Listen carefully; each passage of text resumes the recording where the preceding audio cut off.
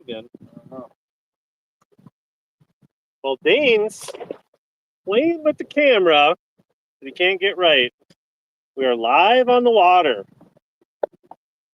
Welcome to the very first HellaBass Live, where we are doing live stream with a guest on the water. Got a little, what we would call a scoreable bass on the Classic Bass Champions Tour. Is that what we call? Is that what you guys call them, Dane? That has to be over a pound tonight. Nice, healthy little. It's thick enough. We'll give it to you, Rich. We're not gonna stress any fish out and weigh them Just tonight. make sure next time you drop it over the edge of the boat, it's not above the gunnel. Otherwise, I want to make you sit down for 2 minutes. Working on my inner decent Fothergill throwing a Neko rig. How do you say it, Dane? Nico? Depends on the day. If it's Tuesday, it's Neko. But today is Wednesday, so Nico it is. All right. So people can let us know if the audio's working. We got multiple cameras. Is that 3 views now? With 3 views. You just couldn't use one, huh? You had to have 3 views of the HellaBass. Make it right. From all perspectives. Even the front, eh? Bow cam sucks unless you like the sky and clouds. Well, when I'm standing right here looking at the graph, it'll look a little better. What the? It's an honor to be here with HellaBass on his first live. So, with a guest on the water. Dane Vocelka, owner of the Champions Tour. Doesn't get to fish nearly as much, so I have to pull some strings and get in the boat with you. We are covering the truth, the reality, what happened at the first Classic Bass Champions Tour. Well, the truth is records were set. And the reality is it's incredible. Thousands of pounds of bass weighed, and it was a 4,000 recordable fish were caught. I believe the average was somewhere around 8 fish a minute was what it came down to. And you were a part of that, Rich. Congratulations, buddy. Yeah, well, I think it was like 56 fish per person or something. So it's like the average angler caught 7 fish per hour. Yeah. Which is just unheard of. For an average across the tour, that is incredible. Absolutely incredible. What's the audio like for people watching it? Like, hear us pretty good.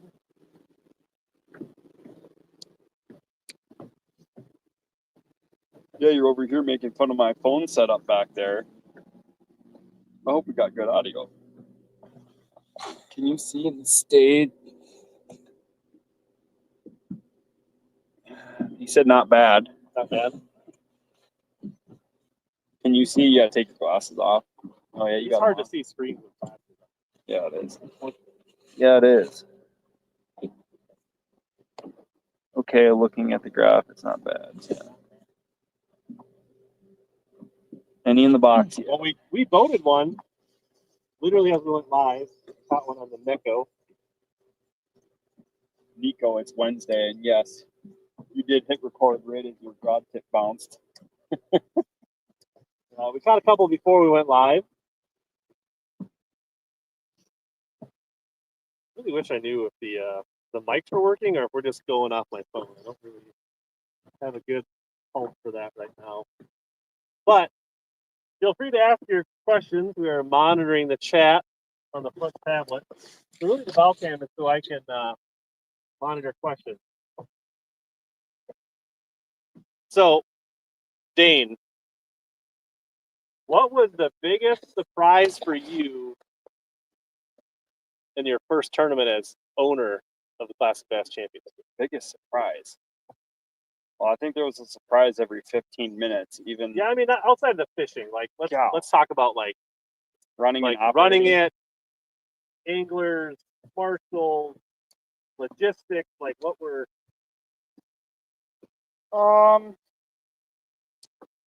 You know, I came into it fairly prepared. There weren't too many things that caught me off guard. So I think, to start off in the morning, you know what, let's start with the pre-tournament meeting, because that's kind of where the whole show started, right? Where we set up the stage and the tent, and we had a big front come through. I was surprised how much attention was received on my end during that pre-tournament meeting. Like I thought it would be, like talking to a bunch of excited high school kids. But I think everyone was so jacked up and ready to go and wanted to hear all the details, because there wasn't a whole lot of released information until that pre-tournament meeting, and then it became reality. So that was probably my first surprise. Like, oh yeah, everyone is all eyes on you, is ready to go. Like then it's set home. That's not the scoreable, but you can't drop it over the goal. Close. Sorry, 14 ounces. You'd be close to it. That was my first big deal, man. Second, I think handling some of the anglers that hit rocks or boulders was a pretty big surprise. Some of the veterans had some bad luck, running into some shallow water and flipping a lower unit or cracking spinning a hub during the tournament or practice. Yeah. And there were some surprises there. I took my personal vehicle and we're running anglers to trucks and boats and trying to get them back out and trying to keep it time efficient, for everyone involved, because there was only 6 or 7 of us behind the scenes making everything work. So you take 1 or 2 people away and it kind of just is everyone. Are we peeling together. on it? No, I don't. This is kind of a small one. They're going the wrong direction. Going the wrong direction. Well, when you pull up the ferry wand for numbers, sometimes that's what happens. We did some testing with bigger sticks in the pre-show meeting. Bass were not reacting kindly. No. I did one cast with a glide bait and actually locked up for a second and lost it. And then I had one other one swim up next to my glide bait and parallel park it and not eat it. Yep.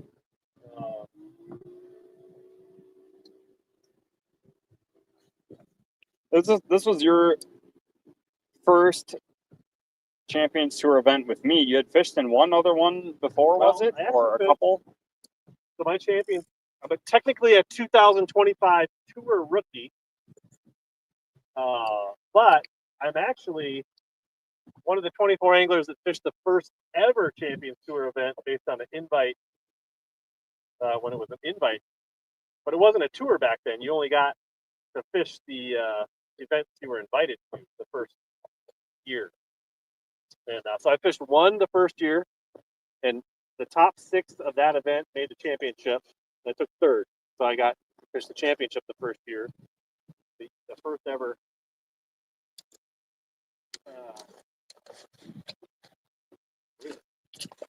hammering the little ones. I always forget Keith Kuma's buddy's name that won. Andy Walls won the boat the first year. And the next year, I fished 2 qualifiers, and I didn't put the practice time in to really be like. I treated it like a 5-fish tournament where you roll in like a day and a half of practice and kind of just learn the lake. And that didn't work out so well. Didn't catch either one of those. Didn't finish high enough to make the championship. So technically, I've got 4 Classic Bass Champions Tour events under my belt before this year. Did it seem like it was an event ran by someone who had never run an event before?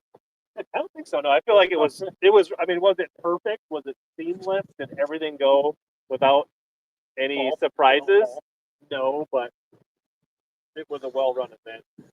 Considering the challenges of, right, like, I don't know that anybody faced in every fish, even in BPT, MLF, maybe some of the Sturgeon Bay tournaments or some of those smallmouth tournaments that they did back in the day where they had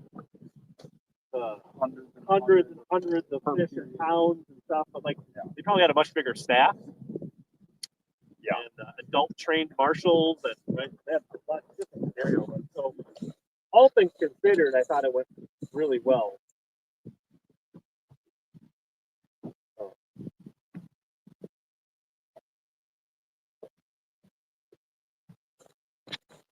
I mean, I think you see that, right? Like in any tournament you fish, sometimes you fish tournaments and you wonder if the tournament director's ever fished a tournament this way. And then you also feel like maybe sometimes you fish tournaments and you feel like the guy has only fished tournaments but has never actually ran a tournament. But I feel like you could see that there was preparation from both sides in this event. Yeah, it was definitely a learning experience. And in terms of surprises, right? Not just the biggest surprise. There were, like I mentioned, anglers that kind of had some misfortune. There were dead zones with app tabulations that had to be manually calculated. There were gifts or prizes, things that are coming from companies last minute and trying to find the team and have a schedule, have everything written down. So a lot of it's off the cuff. If you want it smooth and not choppy, and that's where the surprises came in. Is you didn't really know what was going to happen every minute of camera time or on the water time. Even kind of just prepared as much as you could, and from there you let the ship forward. You're okay with that. You understand that there are going to be some fires and surprises. You find don't look ahead. Because every tournament, I've been told every tournament there's always a handful of things that just throw that curveball. Boy, it's stressful when you have 134 bodies that are going out on the water, pros and marshals, and then you have camera boats and facilitating media staff, Providence marketing, and they're working under the tent, and power situations, and then audio and networking. Shallow fish like chasing bluegills up there or something. Not this is going to be a shallow post spawn deal, but Bluegills up, sunning themselves, doing weird things. I really don't want to catch a bunch of fish on a spinning rod. But that's what we're going to have to do if you want those. There's this bellows gill that I really want to catch. I think a free rig bellows gill could be a thing. Chat's kind of quiet. We're a little earlier than we normally go on HellaBass Live.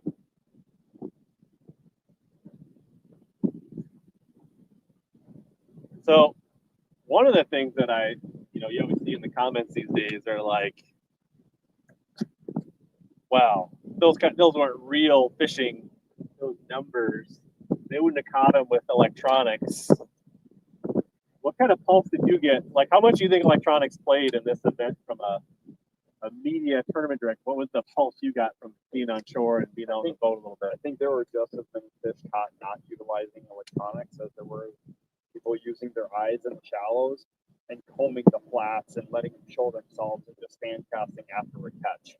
People were surprised how many fish were moving up that day or the night before.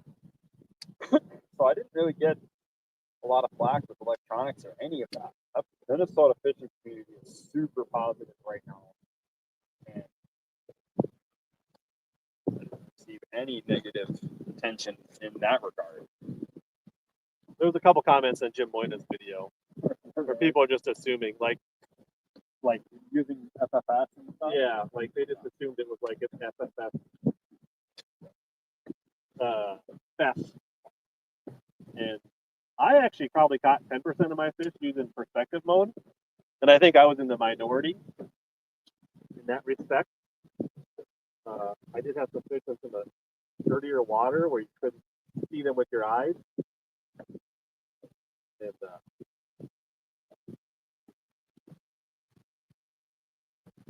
but yeah, now if you are anti-sight fishing, like you don't think wasn't a derby for you. No, and there was a number of fish that were moving up on the beds, but there was also a great number of fish that were pulling up, they were in transition or pulling off. And that peak leading into the event was so extraordinary, abnormal for friction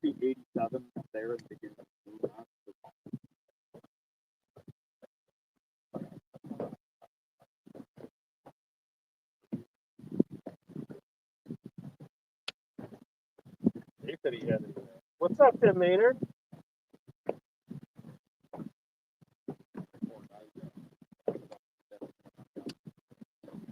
What the heck?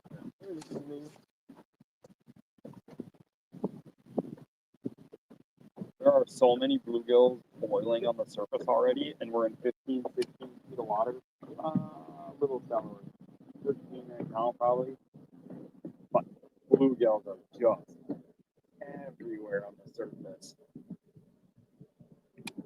There's a lot of fish in the middle of the water column on the top of the grass. We probably could blast them on the community.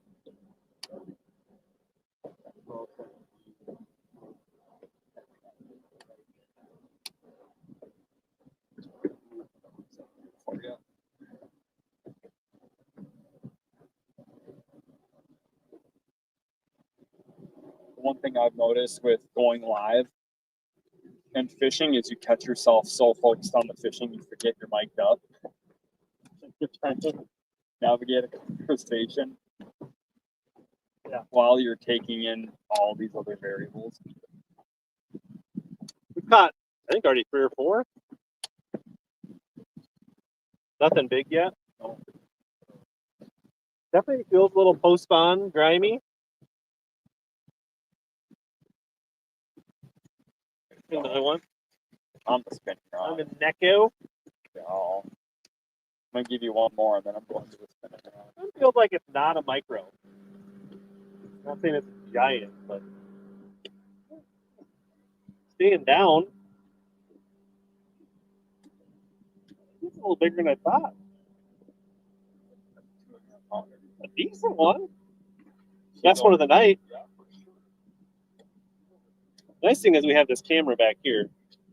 So I don't have to worry about that camera because I got a camera here we can land this fish on. Is this a bad time to bring up the side bet about the big fish, or? Totally. The side is Rich is going to put in an entry, $1,000. Both him and I. Neko rig right to the nose. Now, I've already caught 5 fish on 1 worm, thanks to the Arsenal bands. That one actually looks healthy. Let's get a weight. Let's establish a. I think let's keep it simple. You got a bag of goodies from Waypoint Angler Supply, JDM stuff. If I have the big fish at the night, I grab a bag from there. We'll take the swim bait off the table. Just a bag of plastics. And if you catch the big bass tonight, you can grab a bag of plastics out of my phone. Deal? Little gentlemen. Yeah. I like it. So, something that's going to be basically $5 to $10 value tonight For a big bass. for big bass. We've got 3.15. 3.26. I'm going to put my fish in spot 1. We'll put your fish in spot 8. So a 3 1/4 pounder. I'm going to release this fish below the gunnel. I'm going to continue to try and force this fellow to go on the head. Good idea. I like it.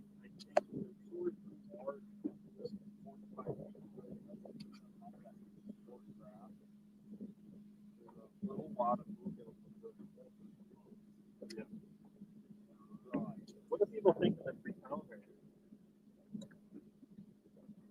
Dave said he wants the catch him on a chatterbait or jitterbug.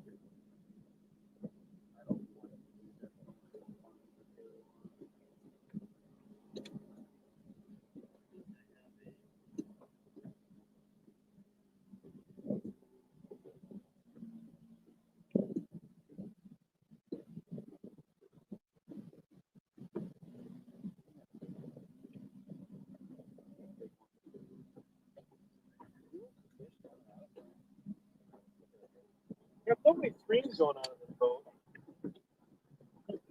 You've got camera on a phone, a tablet, and full graph.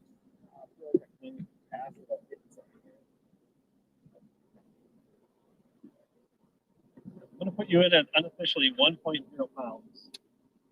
I don't want people to think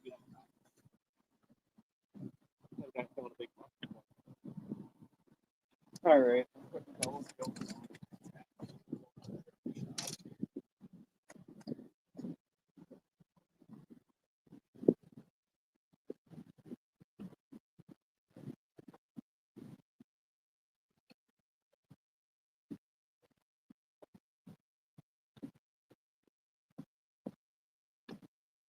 So he said he lost a bit, but rolled his double hook somehow.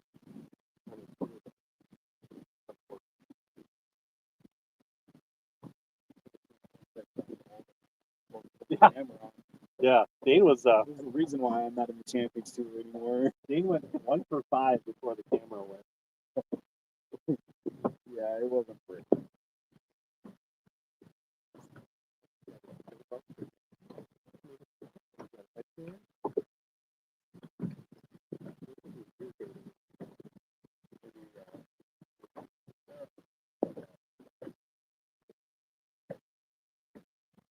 Did you buy anything from Lake Vermilion to play? Have I? Yeah, dude. I mean, I thought I gift bag I gave you with an order. I mean, that was winning so much content. yeah. I bought some craft pieces there. That's my main purchase.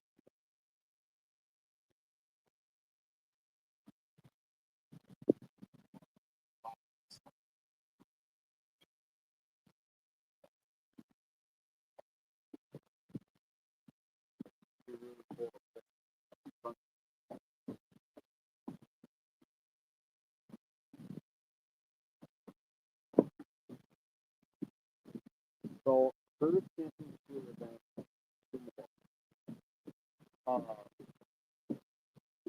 You feel that the lack of cell service played any part in the results of the major? Or do you feel that everyone just down disregard? I don't think anybody was fishing less hard because of that. To use the app as like strategic like when your marshal was updating you. I mean, in the beginning, it was a little bit of like, well, because my fish weren't going in. Like less than 50% of my fish went. Like I think I got 19 of my 42 fish in the first half went into the app. So the app was showing. I was one of the people that was like, right. So the app probably showed I had 40 pounds and I had 90 pounds or whatever in the first half. So I was like, my marshal was like, well, you've got 19 fish right now, and guys in the top 10 only have 15, so you should be somewhere in the top 10, right? Like, and so just kind of keeping a little bit like, I know I'm catching them, but I also know people are catching them faster. Am I in like 70th or am I in like 20th, right? Like, And pause here for a second, Rich. Congratulations on catching a tech. Couple grand in your pocket. It was nice. Couple grand in your pocket for 16. 16 points. So Which walk away with a couple grand. Yeah, it's nice. There's the spinner pole. Don't look. Everybody close your eyes, close the browser, stop watching YouTube. I mean, that's your best one of the night. What are you talking about? Oh, never mind. He's not big. He's not big enough to weigh. You lost him. That was, I would say, a pound and 3/4 was kind of my eyeball. Although the one I got bigger as it got closer. Might have been the kind you picked out yourself. That's not the one I would have chose. That would be a practice hook for me. That was not a game day hook that you picked Are right you there. a longer shank? Yeah. Drop shot. I like more the Neko style hooks. I have been playing around with the talisman hook from Ryuki, kind of a hybrid hook, but I definitely do not like that traditional wacky circle style hook. I feel like you skin hook a lot of fish inside the mouth and they pop free. Great free fishing hook.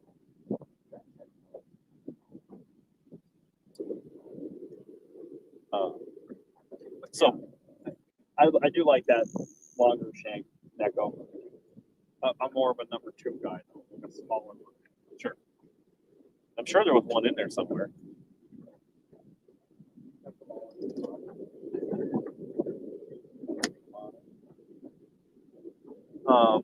What we were saying, yeah, back to the, like every fish. Like I was surprised. Like, well, going dark for the last hour, I didn't really know where I ended up.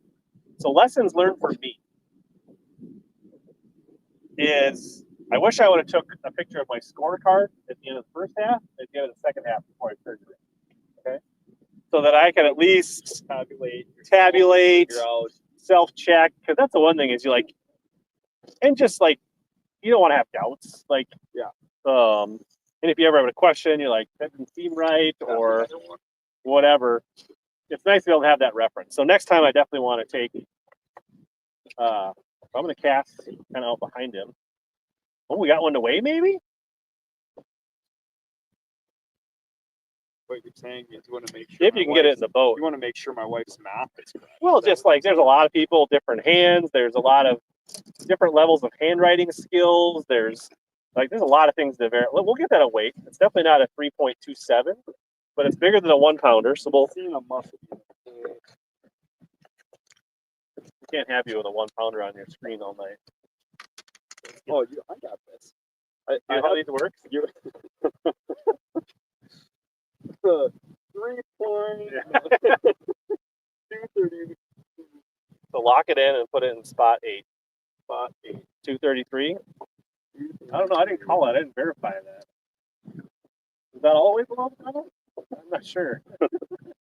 Park it for 2 minutes. So that's one thing that I want to do next time is make sure I take pictures of my sheets. That way, also, if there's, if I load my boat right away and I got an hour to kill and everybody's like, well, how much weight do you have? How much weight do you have? Be like, well, let me quick. I can kind of like. You want to know, I had told myself I'd do that in the past, and every tournament I'm so worked up, I don't remember. There are a lot of human error things that take place with app, in terms of that fingering a weight on accident or bumping it up. So it does have to be cross-referenced and added up correctly. Minimal errors, but it does happen, right? The human error factor part of it is something when you have marshals entering weight, they're taking pictures. And the real live well app, its original intent, like when the circuit was first created, if your fish weren't input correctly or they didn't sync up, it didn't count. You had to put your fish in the app, and that was drained into all the anglers from the get-go. More recently, the app's intent is to create a better viewer experience to feel more integrated within the tournament, and it's not the golden rule. It's just the score sheet is the score sheet, but it's also to create the intensity for the anglers when they're fishing it, right? Because the marshal updates every so many minutes where he's at, what the lead is, what's happening. But I know some viewers, they couldn't believe that there were such big swings at the end of the event. That just came down to the poor self-service and having to manually calculate every weight. So the app was very close to being accurate for some, and just a little less accurate for others. Right. And if Elon would have let me down, my weight should have been accurate. Starlink should have given me perfect internet. That was my first phone call when I got home. Called Elon? Yeah, I called him and I was like, well, I'm getting scoped up here. Dane can't catch him without a scope. Prove that. He's basically just one of those electronic kids, fishermen. Can't catch him without a scope. So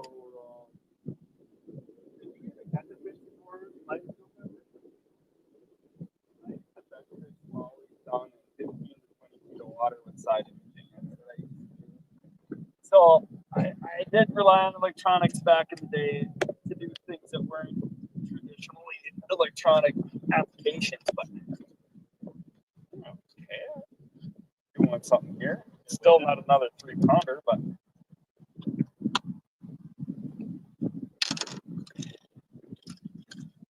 still want to try and force feed one on that double still. I went to wait, so I didn't have anything in my vehicle fishing wise. 277. 277. Climbing. I didn't have anything in the vehicle for fishing. Do I just do you want me to just keep it on 8? Or Yeah, you can just override. Right. Like, it doesn't really matter if it's a tenth of a pound or a half pound.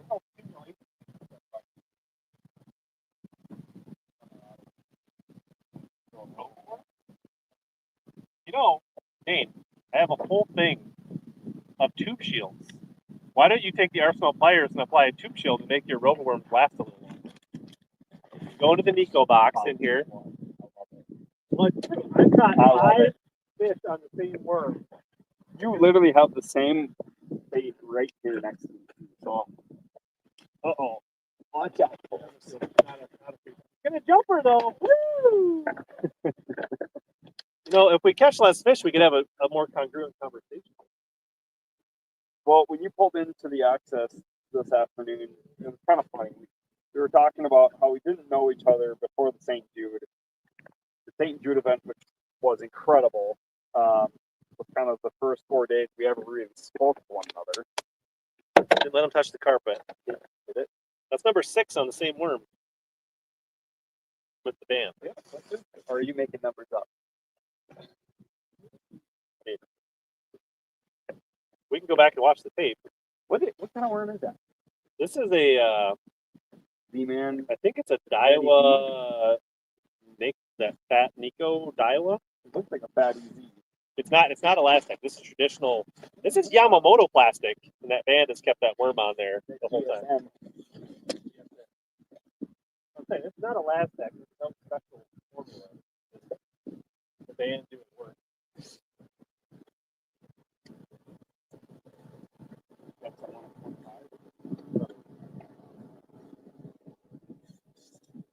I don't have to go all my fish. I catch them traditionally, like the kids these days. I see that you have full faith in that The tablet that's close to the water. It's not that great of a tablet, but with the viewer, the sacrifice thing put on something on the live one. We can also look at 360 live scope and still.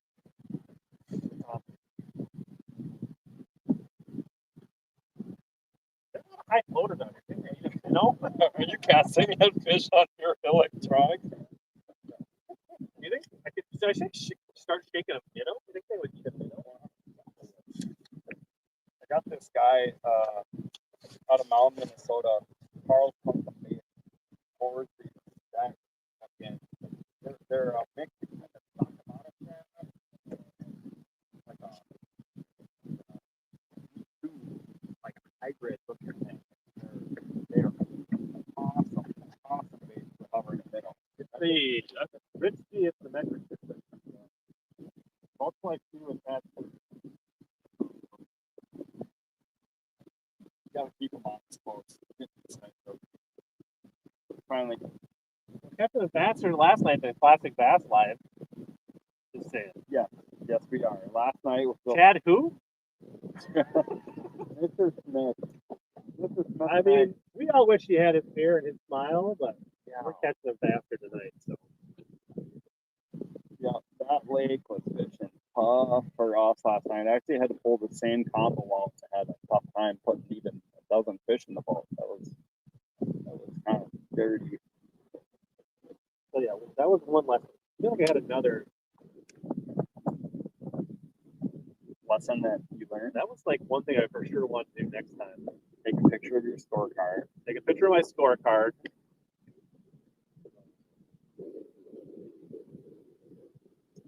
feel like there was something else, but I don't do a lot of show prep. I don't write things down. I don't remember. That was definitely one thing I want to do going forward. No, that's never been a thing that I do, and this last tournament is the first time where I used the planner notebook style, kind of broke down all the information, whether it's the sponsors or the anglers, just to feel like you had some direction of the flow.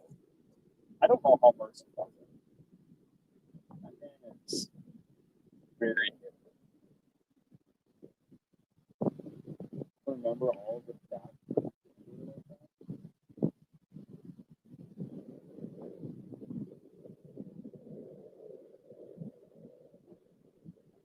There's definitely a lot more fish around than we're catching.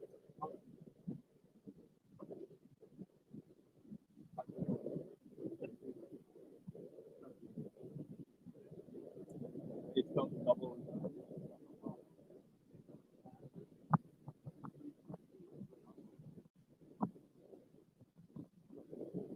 Drifting around kind of 10 to 14.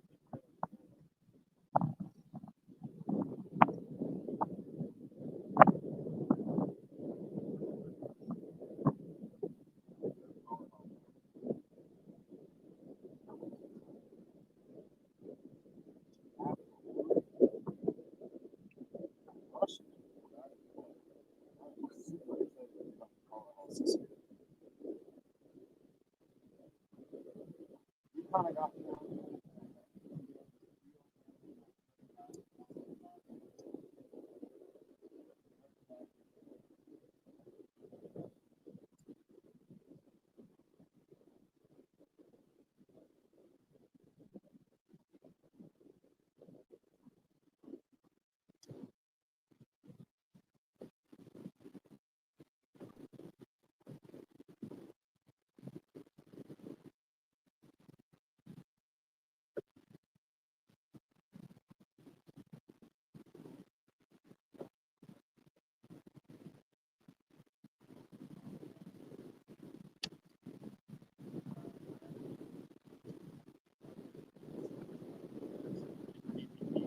But now that I have a scooter, I can just drift into the flats and help myself with some punch nuggets or whatever they're called.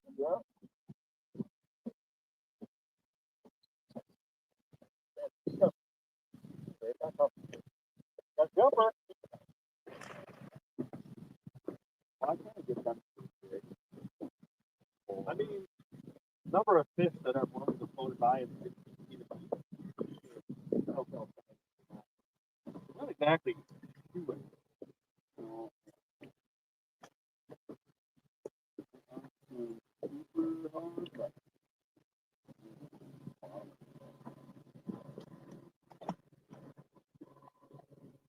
So lacrosse is the next stop for the Champions Tour. This doesn't have to be a Champions Tour.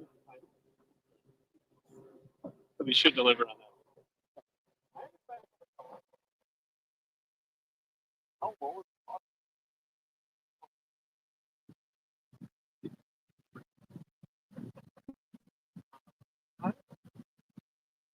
Not gonna eclipse 270 pounds, but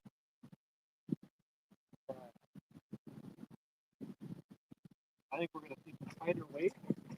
jumper forward? You know, you went through a lot less worms since you put that band on. I suppose you are helping.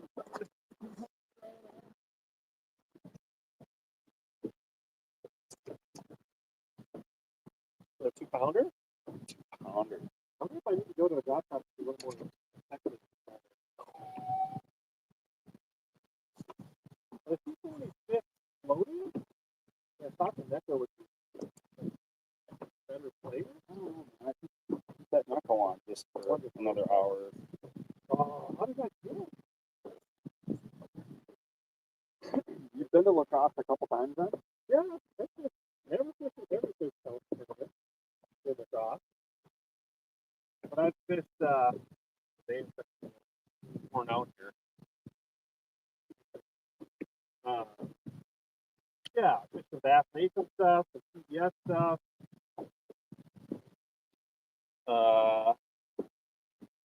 Some CFLs. Took second in the Bass Nation in Northern Canada. Got sniped by a local on the third day after the first season.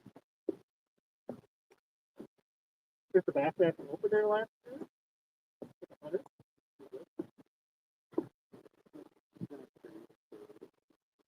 I mean, our kids for English are good, but Bass Open tour guys don't look like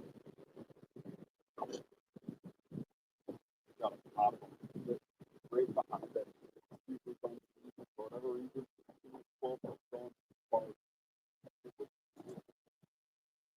So yeah, no, I all you got just as many days of experience with stops that you.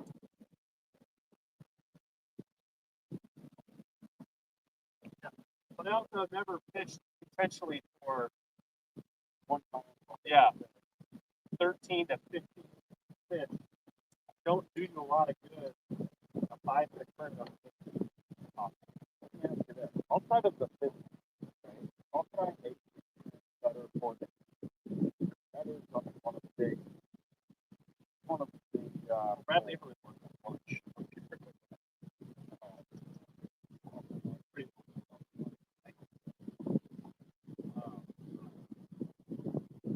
I would say that like the break. I would think in a normal tournament, half-hour break would be good. On a record-setting event where your tackle is absolutely destroyed after 4 hours, it wasn't enough time. With the grinder tournament, you're probably like 30 minutes from an hour. You're like, man, I can get back out there. Like, but, so yeah, I don't think everyone has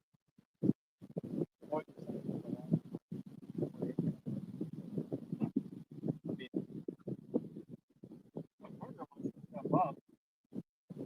Put up on the tails.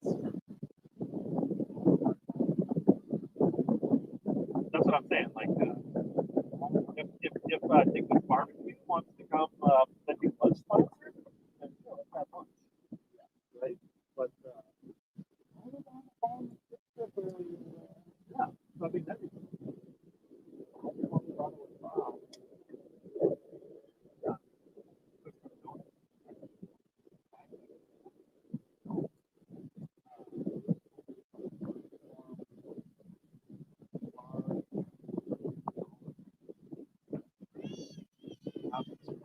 what's up?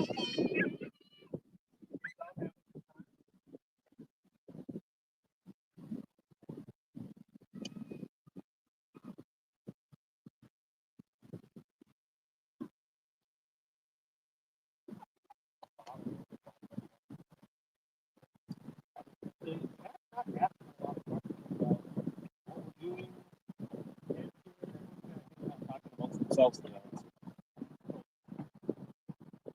Kind of like the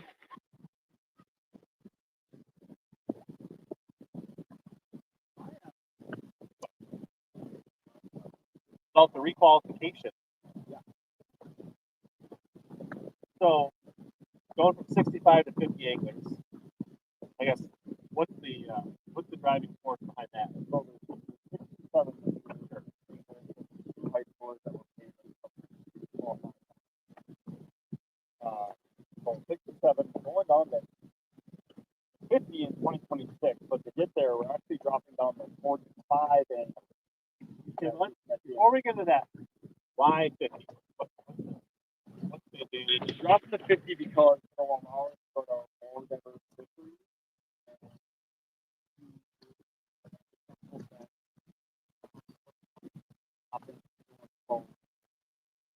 Lake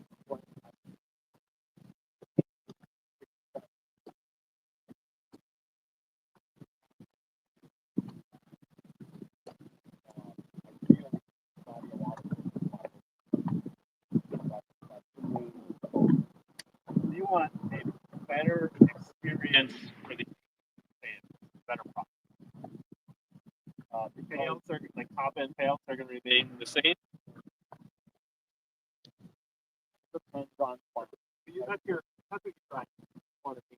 well, let's be real. But the reason my vision, my goal, where is I can explain through the deficit from the payout to the payment. So if I can get more payout to a bigger reward, then they rock. I don't. But I'm going to take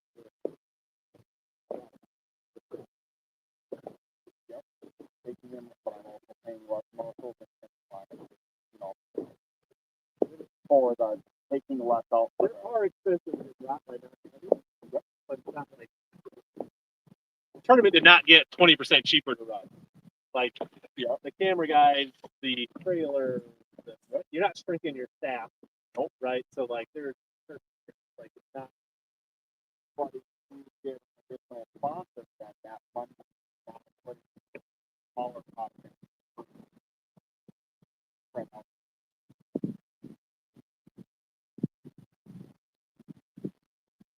I can give a better experience to fewer anglers than I can 150. It's not just because you don't want to. You want to add up less sheep at the end of the day.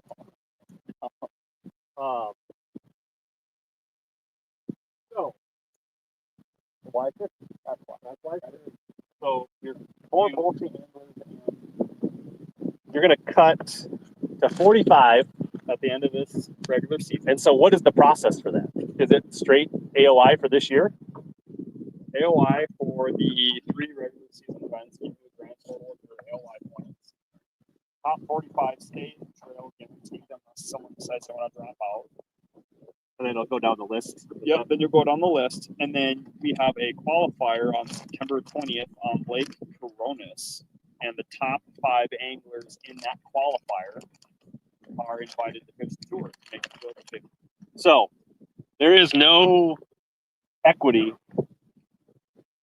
So if Noah Schultz, the GOAT of the Champions Tour, finishes 46, and nobody drops out, he's got to fish the qualifier. Right. Which is good for me as a rookie. Not gonna lie. But honestly,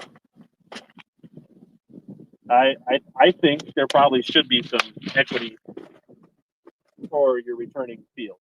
Obviously, that's probably not changing, but like that's my even as a rookie, I think there could have been some consideration. If you have a really bad season or a boat breakdown or something. Right. So like you got anglers that have invested in you, or well, not the Champions Tour that you are now taking over. So I'm sure there's going to be a few unhappy campers at the end of the season. Yeah. They have an opportunity to fit similar format, whether it's a qualifier or the Pro-Am or other events in the future, because I'd like to add more in the qualifier and make it a best of series, whether it's 2 events or instead of one tournament, 5 people. Yeah, 2 or 3 events, the top 5 in points or something. Yeah, and every additional year it'll be 10 anglers cut from the field of 50, and you have to make your way back in through the qualifier. Would be the ideal scenario. That way, there are 10 anglers pulled in from that qualifying event. We're trying to get the most talented anglers to be part of the tour. That way, companies that are investing into each event, are getting the best product in return. The skilled anglers that are representing their product, that are selling their product.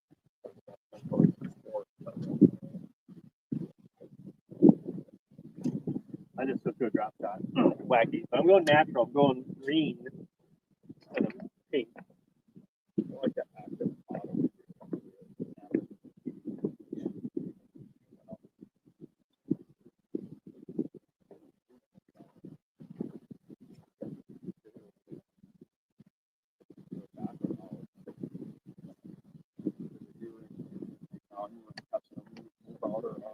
So next year, you would expect, if everything goes to plan, to have 2 to 3 qualifying series.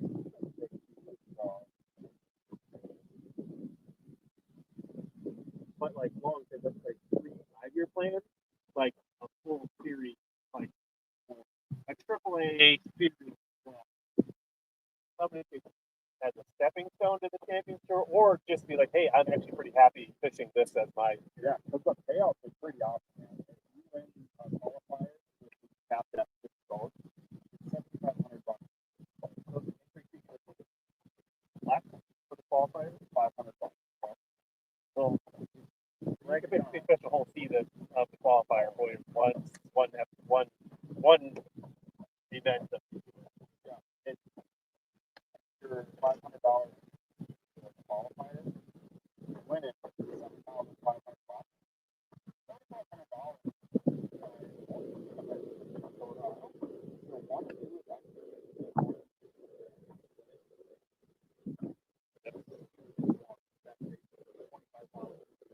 Yeah, in a boat.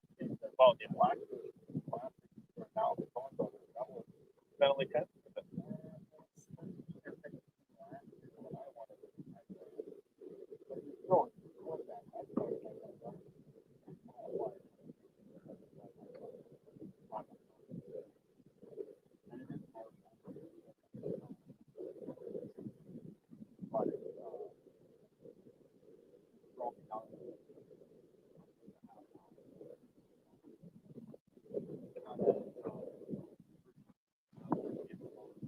You're not going to have as much meat. You're still going to have steak, probably. Still going to have steak there. Yeah. So Tim wants to know, we are fishing an outside weed edge. Kind of bouncing between 10 and 13-ish feet. Definitely a lot of bluegills and bluegill beds out here. And reduced to fishing finesse techniques.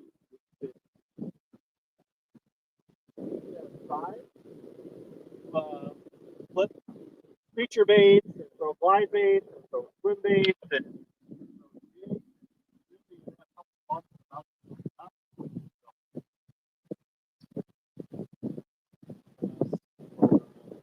post spawn outside weed end.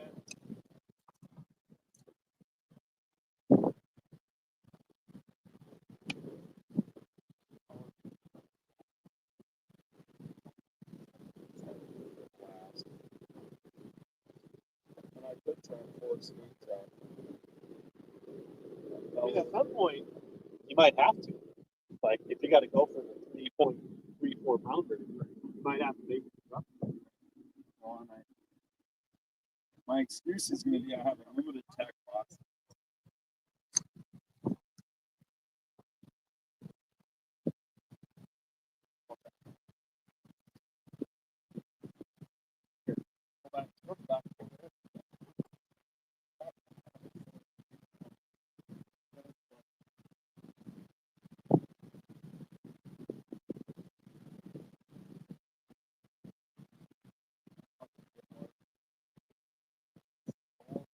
We did have, yeah, interesting, like, it was hot. It was like 80 today.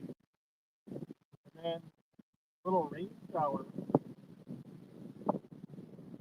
came in, cooled down. It's like 60 degrees out there.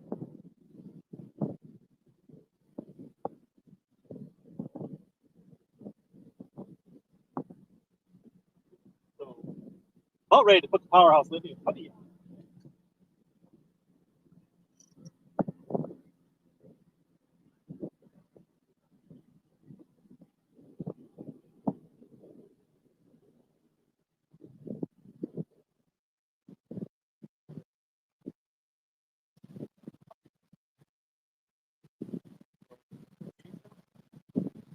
Columbia.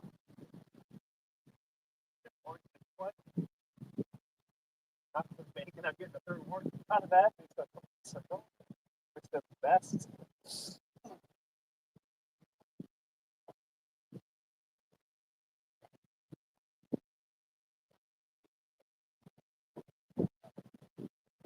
Oh, I need to go back.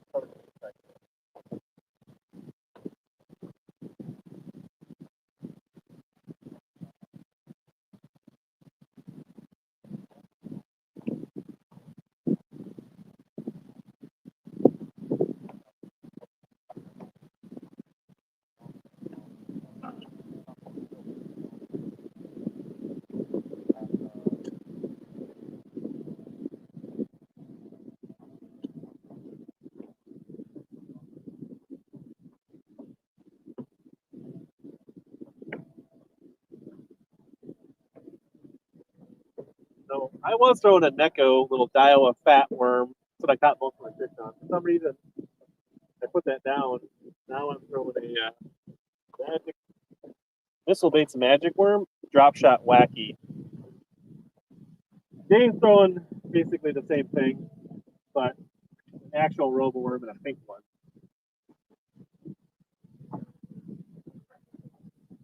That's weird. Your bait landed awfully similar position where I put my drop shot.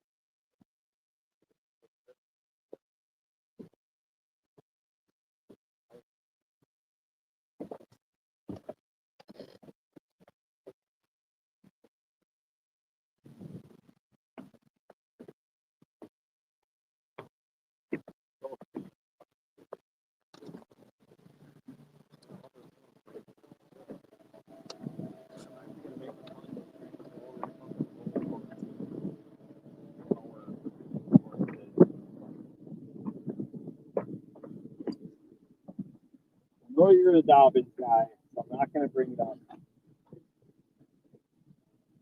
You build rods, Dane?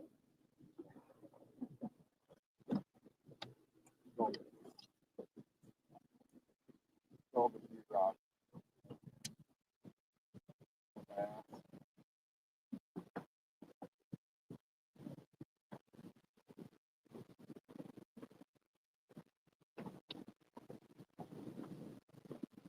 Notified that a smaller, more compact, big survey rod is used.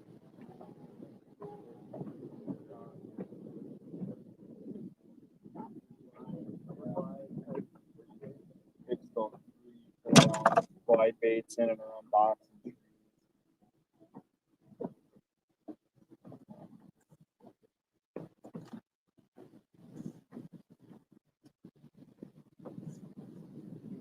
I'm not gonna lie. I thought the turnout would be better for the water.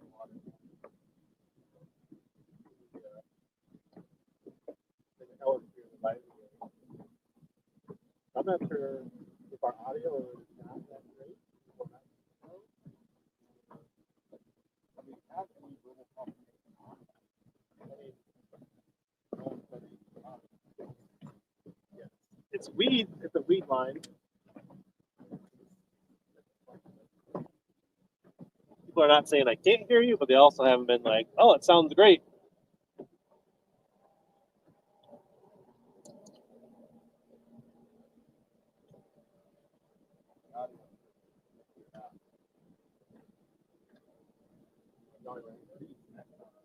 Got a blue raspberry Jolly Rancher. It's not. Are you? Where are you on your health journey? Are you done? I'm done. Done. Great. 75 hard complete. When did that wrap up? After I had to go to Mexico to my brother's wedding, and I had to go through that 75 hard. No alcohol, no flight stay in Mexico. The last hurdle. Last hurdle, man. So after you finished your first champion tour event, you're able to have a libation and relax and be like, I only had one that was like,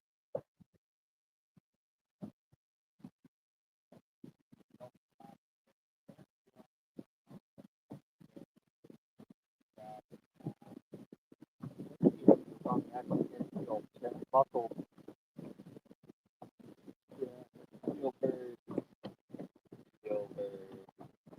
He's actually the one who got me on this.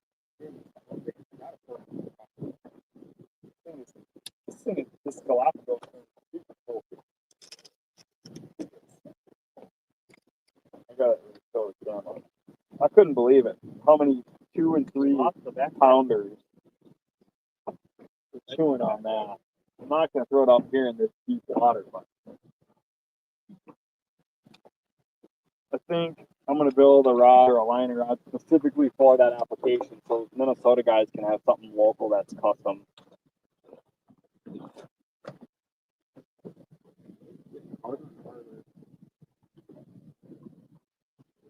Harder and harder to find.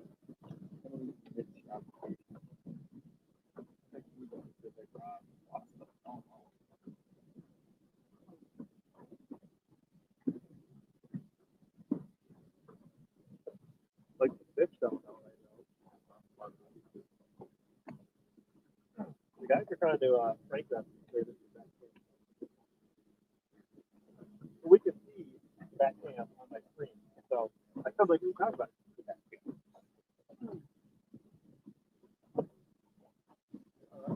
All day long.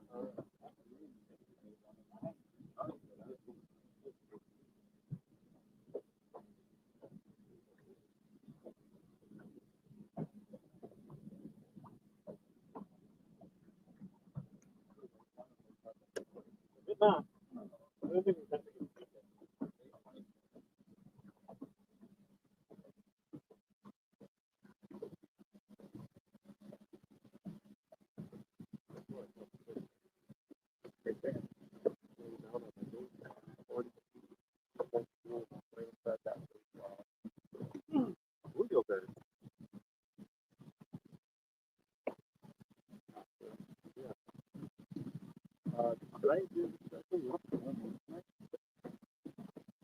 doesn't surprise me because it's probably close. It was either yesterday or today because I did have Michael, my buddy, went to Mille Lacs this weekend. And I was like looking at the cycle. I was like, what's happening just after this weekend? So I was like, there should be some fish pulling up.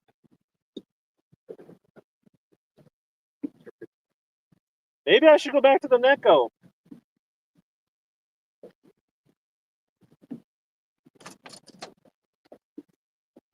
The wacky.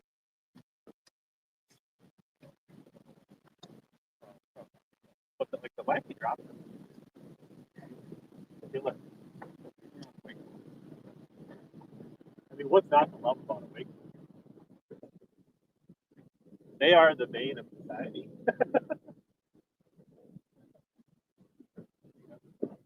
No. I feel like they should have wake boat lake. Like, yeah. I think, on a lake like this, wake boats are probably fine. It's big enough. They can have their space. There's bays that you can get. I mean, but I think some of our smaller lakes are too small for wake boats. Just you get a couple wake boats out on a 300-acre lake, they're trashing the shoreline and the lake and the property, and there's just nowhere for that waste to dissipate. And the shoreline property are just eating.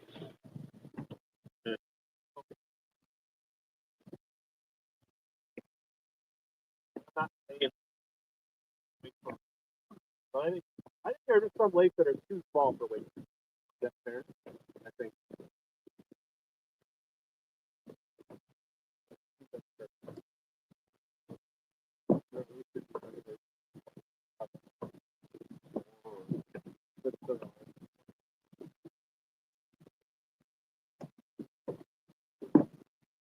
For 65-degree water, that's pretty surprising. Nothing surprising. Ron Bear said the day they had that TVF tournament, there was jet skiers and wakeboarders out on Vermilion.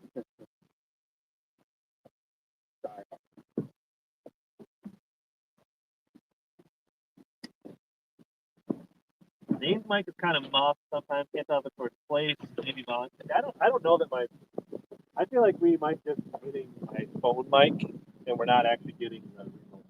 I think we do more time. That's my concern. Yeah, I have 2 or 3 different brands of mics that I think they work just fine. I think it's the StreamYard app that's like not allowing it to recognize. Yeah. Because I've had similar issues when going to the classic and other stuff. Like if I just went live just on my phone, it would be. If I went straight in the YouTube app, I think it would be perfect. But I don't think. Remember when we were catching fish?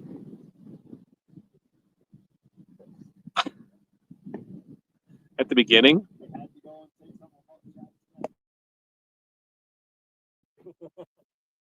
I was complimenting his hair. What do you mean? When I was like, remember how we were catching them better than you did last night? And all of a sudden, this is middle.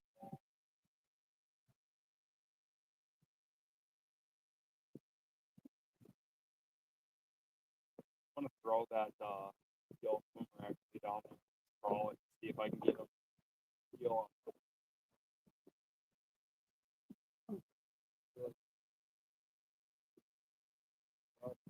You know that we caught someone? Or there was a bite window when we first got on this bed.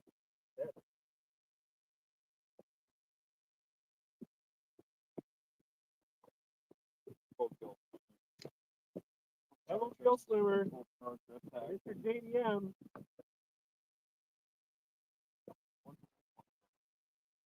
That's why I'm just trying to be talking loud because I'm assuming it's just. I think I was thinking 3 when I grew up there.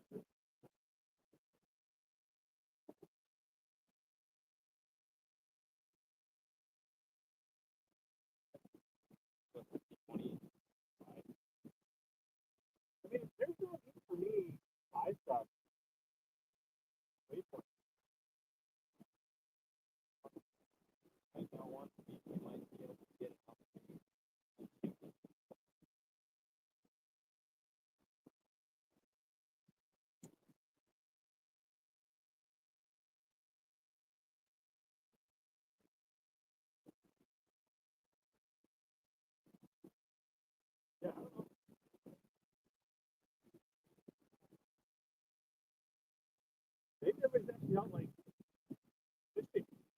our kids play baseball and soccer and eating dinner. But like, I can't wait till 8:30 to go live. We run out of daylight. That's all right. Yeah, school the fish right up here. You'll fall into another pond of big one. That's probably the beauty of ice fishing going live. You can be out there all night in your shack.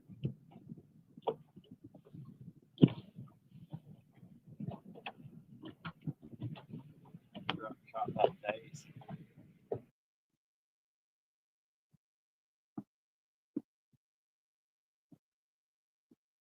Oh, look at it. Let's see what all these fish are. They're all mad about the fish.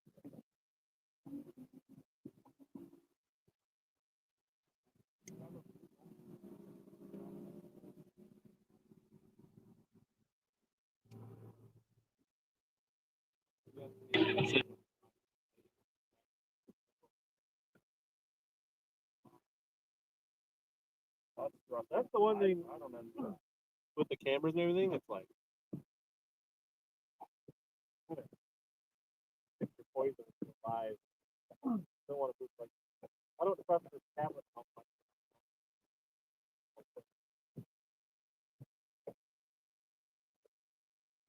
Got one on the swimmer. A bait caster bass. Spike. Big. That's got.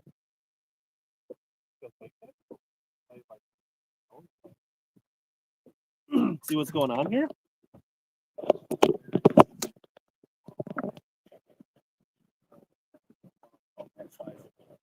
It's a bass. We got a drum. The old Dane the Drum King. You gonna boat flip that bad boy, or you gonna grab him? What's your plan here, Dane? Walk us through what you're thinking right now. Tell the folks at home. The Waconia smallmouth.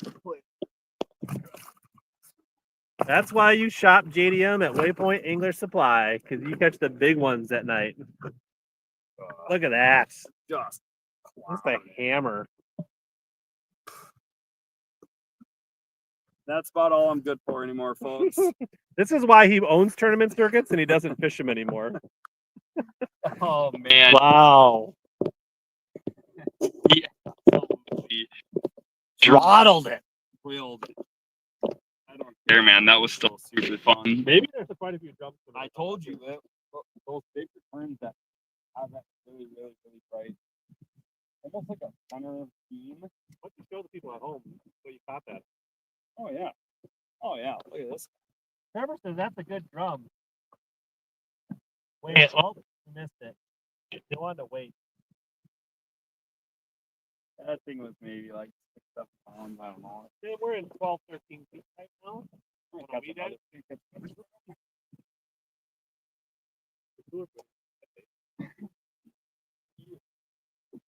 Stomp. That fell off.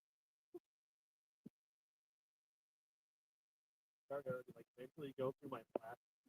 Like, what kind of bass do they have in here? I bet you that was a cool angle for that back camera, because when I shut the hook, I could have swore I was going to knock that camera off. Tough deal. I was like, oh no.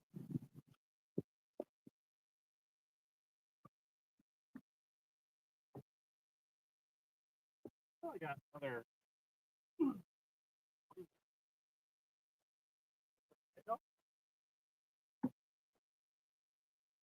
Maybe blast on. Like that. That's powerful.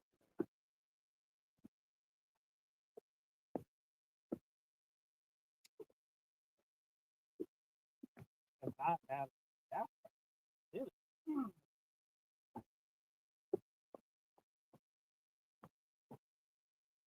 If I were you, I'd tie on a finesse jig. That jig. You have some of those North Plains. Whales.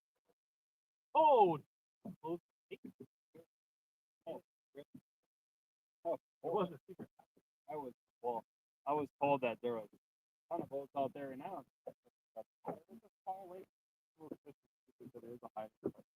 We are on Lake Waconia tonight, so if you'd like to catch 8 to 10 pound drum, I'll drop you a waypoint on fishtips.com.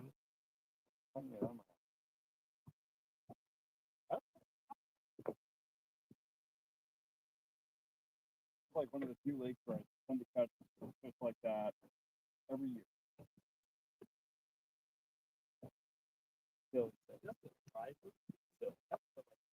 Surprisingly, the lakes down by Thermal, they got a lot of them.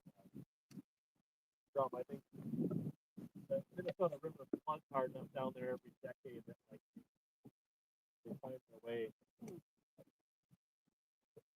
That's kind of drum on like Jefferson on like shallow, like 2 feet of water, just like oosh, just like oh.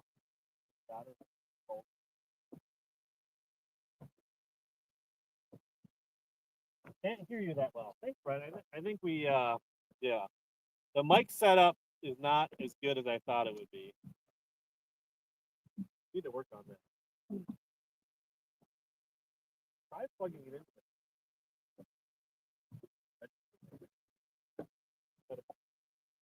Be worth a shot. Not the end of the world.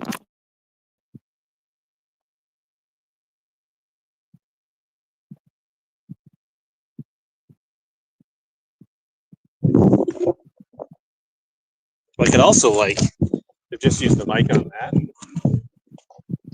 You could, as long as you're standing close enough to it and talking about it.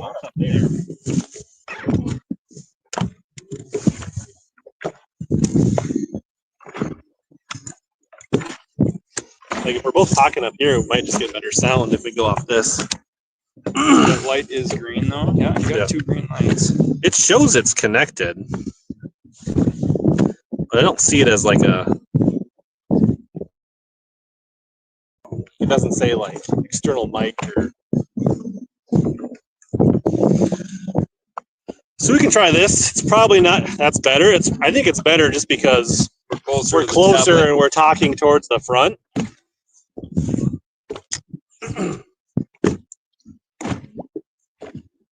Should have brought my backpack with my mics and all my stuff on it too, but again, maybe it's just. I think it's the StreamYard because I've used my phone with the mic.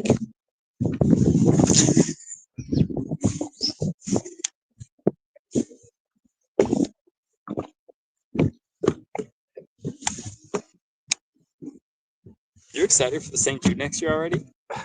I definitely have ideas. Have you thought about what I have notes. Fundraising things? I have notes in the Google sheet. You really? Next year, yeah.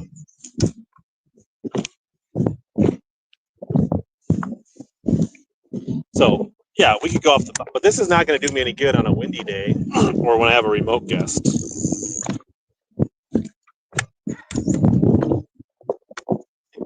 Fighting fish up in the grass. So I threw a half mile of snow on a peg on the freeway.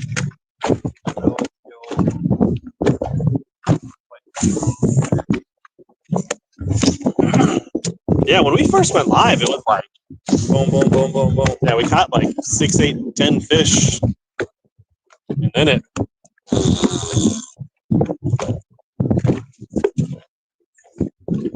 You know what? Yeah.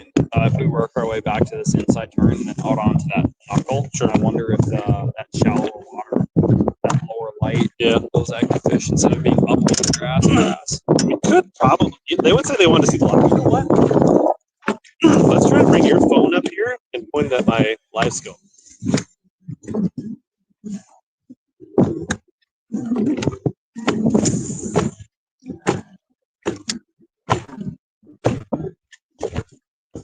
I think you should be able to clamp it like somewhere on here.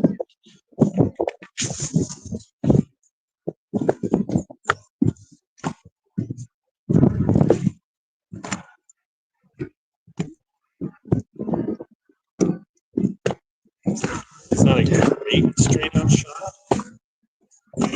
Can you get it a little? Yeah, I wonder if I can get it down just a bit more.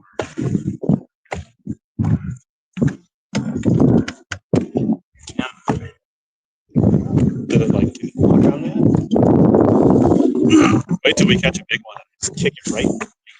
Awesome. Then we can cut that into a.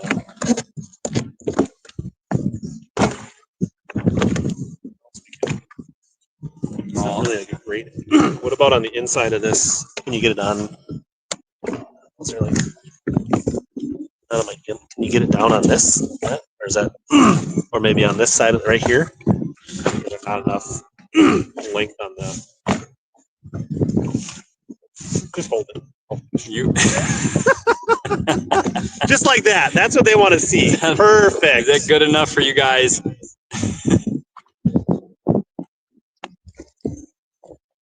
we're really trying to fish more of that. Kind of drifting. I Stuff. can't really. There. You go ahead. I'll figure out a good way of doing this. Small trout.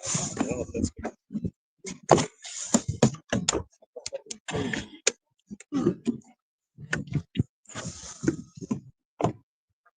The battery on this thing, on this self-stabilizing mount, is going to die anytime now, but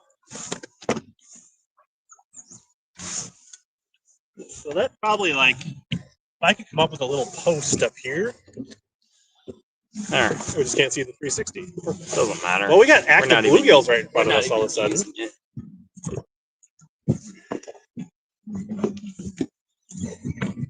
So right in front of us,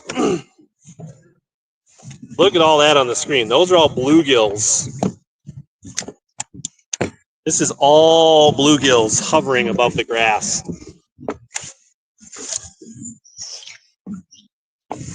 Somewhere in there is my worm, if you can pick it out.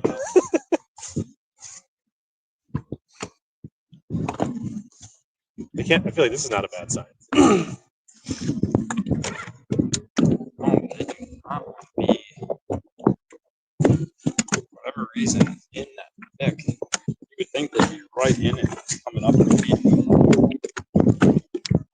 Have the opportunity. Unless that light needs to go down just a little bit more.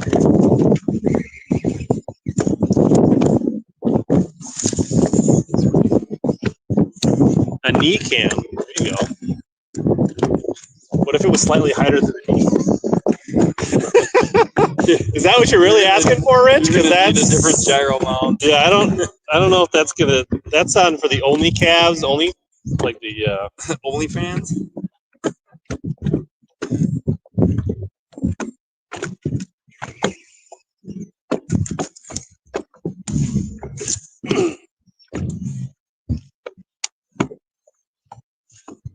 In a moment like this, how stressed out are you in a tour event? Well, let's be honest. If we're in a chance tour event and I've gotten this long fishing out here, I've moved, or I'm fishing boat docks. Like I'm resorting to like my wheelhouse, and that's gonna be banging docks most likely.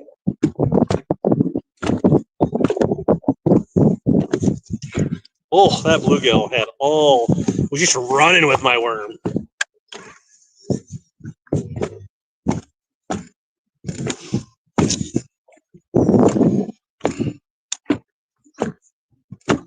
How's the scope cam?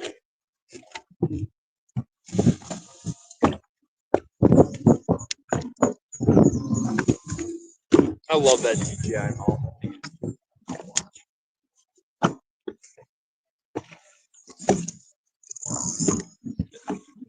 That DJI stuff, you use much of it? No. I went for the less expensive microphone.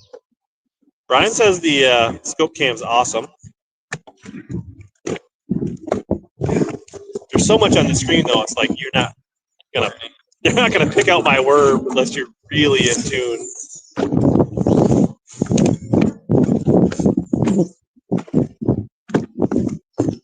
Running that three-way camera though, and being able to facilitate that one person, that's pretty neat.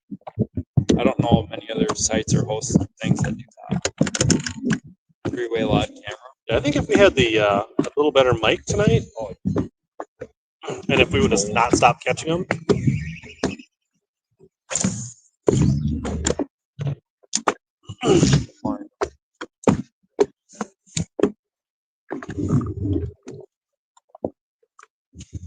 This is my Nico worm falling right there. Bluegill's falling it down. Maybe there's a bass in that grass looking at it.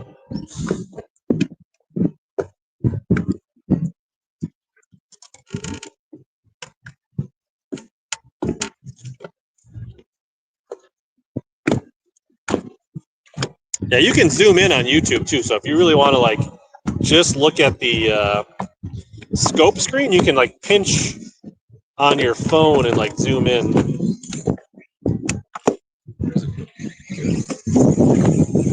It's coming towards us. A little shorter, just in case. There's Dane's drop shot right there. Or is that your gill? The bellows gill, yeah. G crack. The drum crack. Not the swimmer. Oh, you're not throwing this. You're Nope. flipping yeah. the pink gill. Just to see. They need to see something different down there. Not to mention the profile's got to be real close to what We have not caught one in a while, do we? Bring out the mullet? I mean, that time of year. Bait's doing what you want it to do. last year on Father's Day, I absolutely beat their skulls in a super highly pressured lake on a big hair jig. Low battery on the. You got your pack? Sure.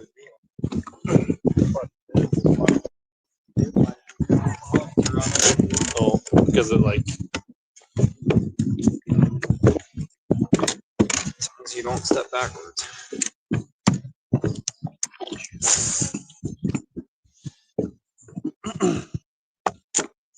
Might go haywire, we'll see.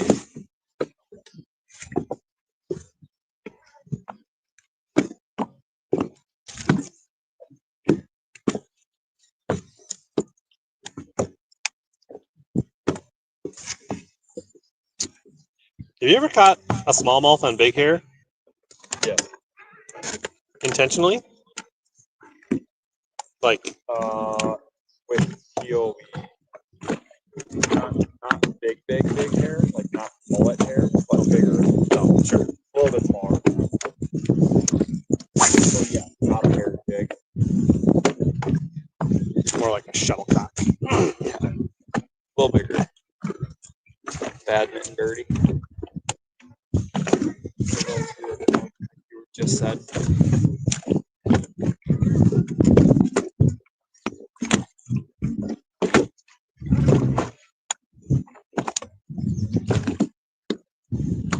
Oh boy. Gotta go on that sand knuckle up there. I forgot we had a mission. I'll pick up the drop shot so I can cover more water and I can keep moving and fishing.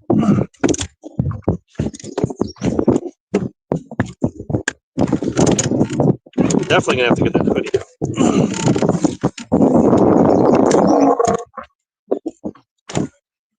Turkey's done up here.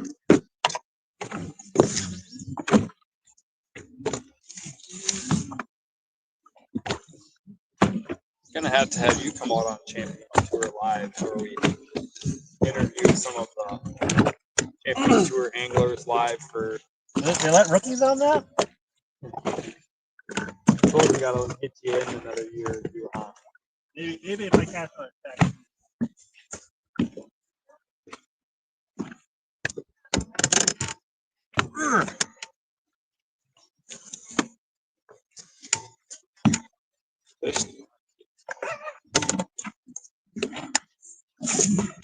I'm gonna stumble into a pot of a dozen.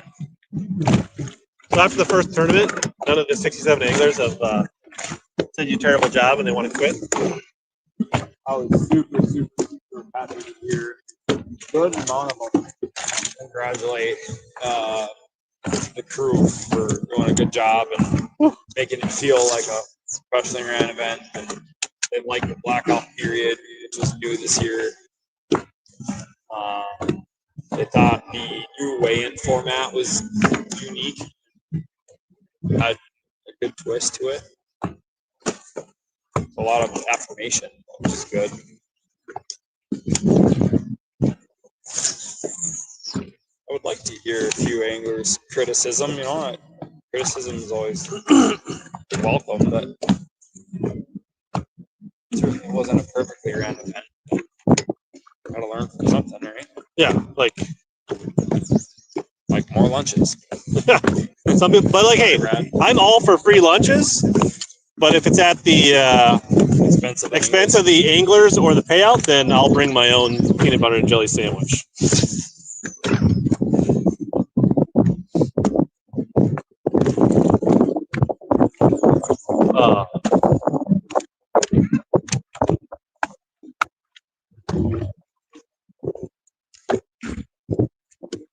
Yeah, I think there's like some small things that you learn with your notes and that kind of stuff.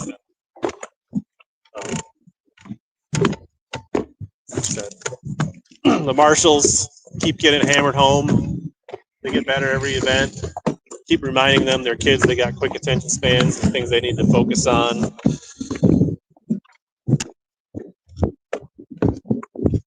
It's pretty juicy. There's a lot of activity at the bottom of it.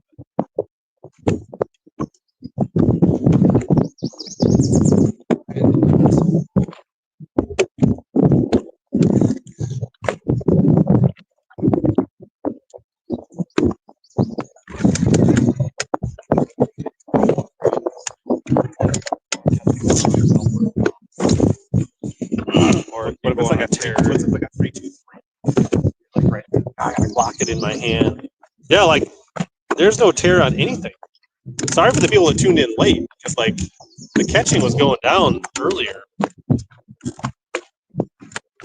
So what things? Obviously, there's certain things you're learning that are like, hey, next year, right? But like, what are the small things or the tweakers that you think you want to do for lacrosse? I'd like to have a fire department presence or some local vendor presence.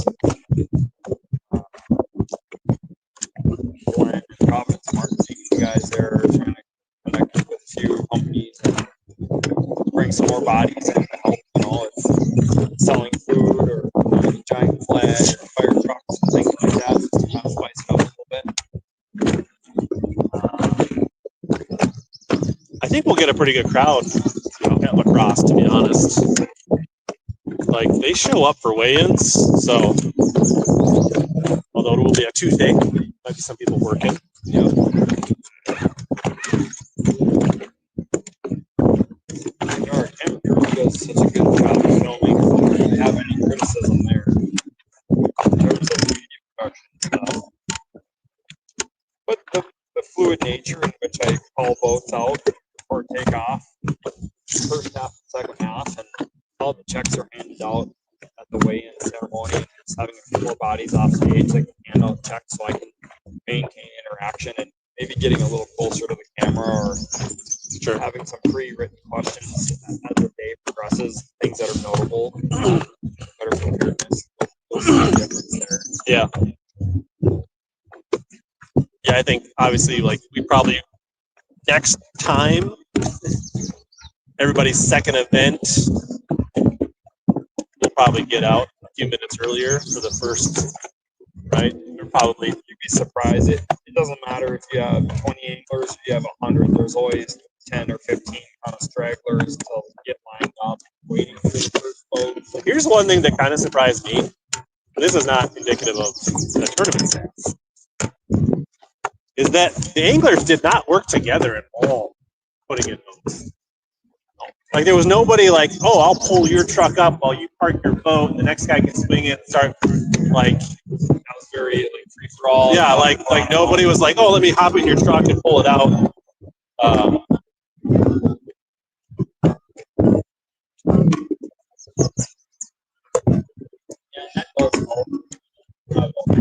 I mean, right? Or I'll park in, pull out, we just set it back. once I got up close enough in the line to see what was going on, I like pulled Kevin's truck out. I like we got the last few boats in much quicker.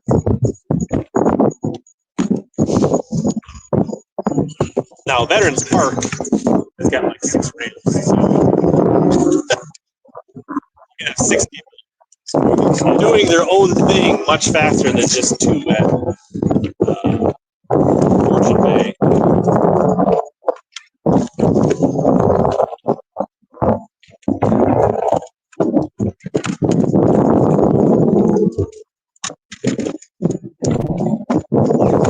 do have some thieves here.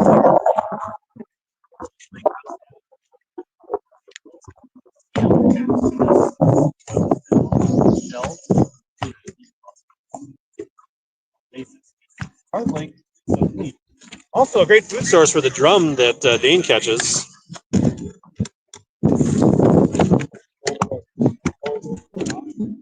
Yeah.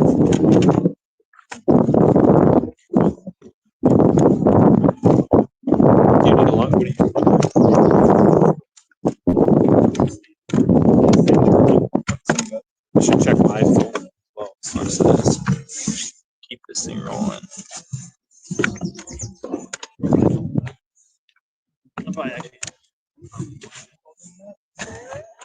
Yeah, because it was supposed to be plugged in, but I think I accidentally plugged when I unplugged.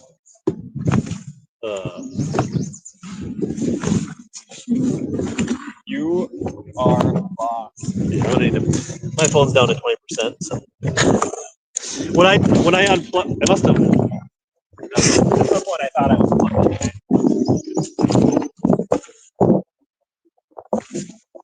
Otherwise, the screen's about to shut off here. Can't have that. Can't have that. Get us out to the nook.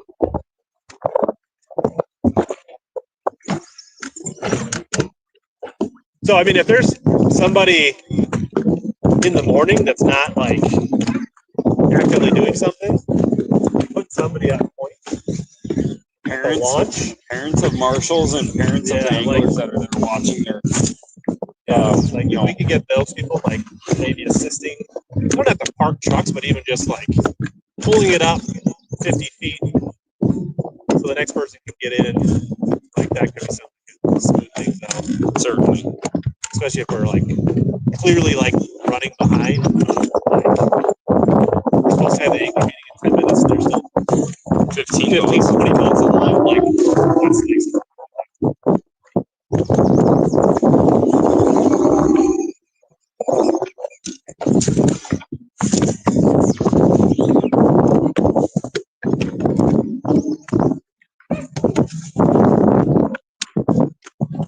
So is there a schedule for production? Do we expect to see the Vermilion video drop before lacrosse goes? I was told it should be done before then. Okay. And it is a totally different video format. You're saying from last year? Yeah.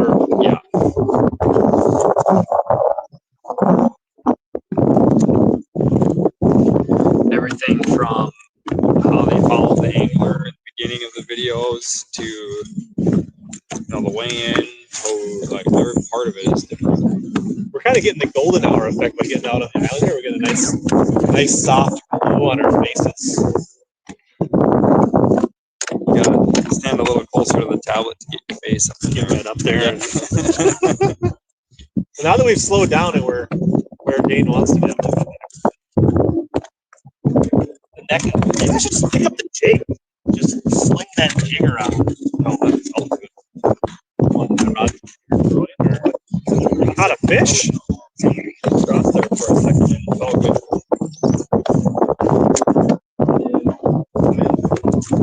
That milk life. See, Michael Bradley, Frank.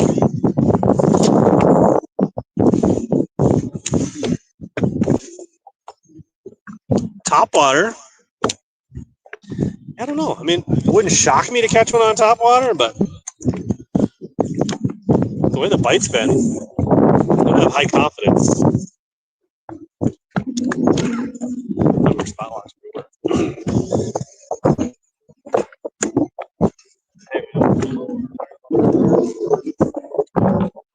Here comes the big bait. Big bait time. Make sure you show it to the rear camera.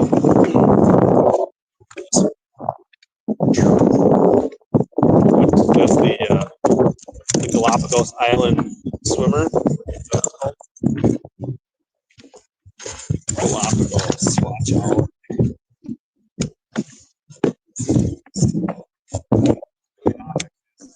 Smaller one. It's just super versatile. I watch guys get around docks. Can swim it kind of fast. Not have such wide motion.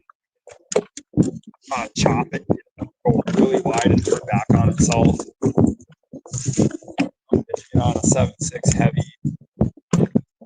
Nothing too extraordinary, but I'm trying to get one big bite here. I know we're 10 feet of water, but I can cast up. I think I'm casting up into 3 feet. Yeah, pretty sure.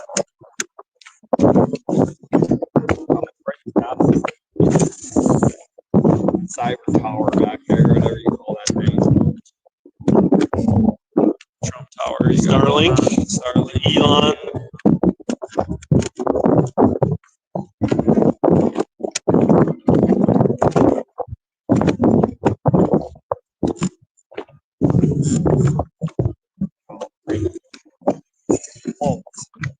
Getting up over log, wood, tight to cover, banging off stuff, let it float back up, cut it 1-2 times, turn it around. You're fishing some really small, like puddle lakes between me and Teal, and I was watching him fish this thing in 6 inches of water. It's just so cool.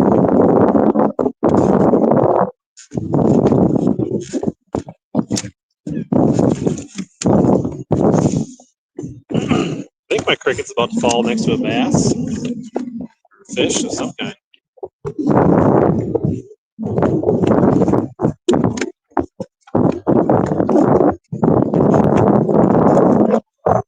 throw the spinning rod way too long without any resistance.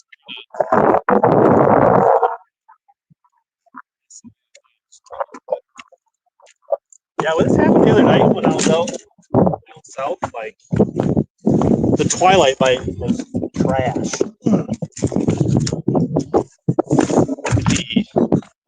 The old Bass Tech tungsten jig out.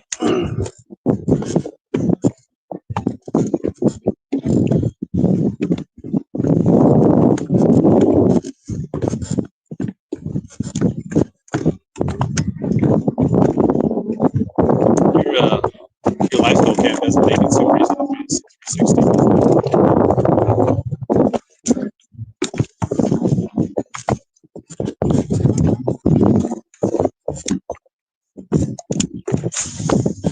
Power fishing, aren't I'd much prefer to. you? Yeah, let's go fish that tree. We're on top of this flat. See if the blob follows my jig down.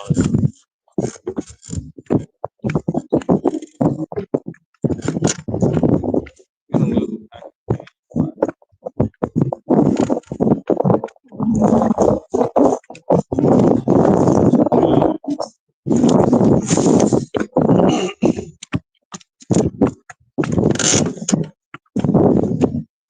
We have to go with 5-inch Sanko because it's right away with us.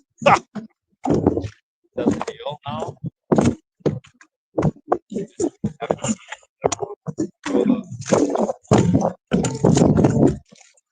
Crazy stuff.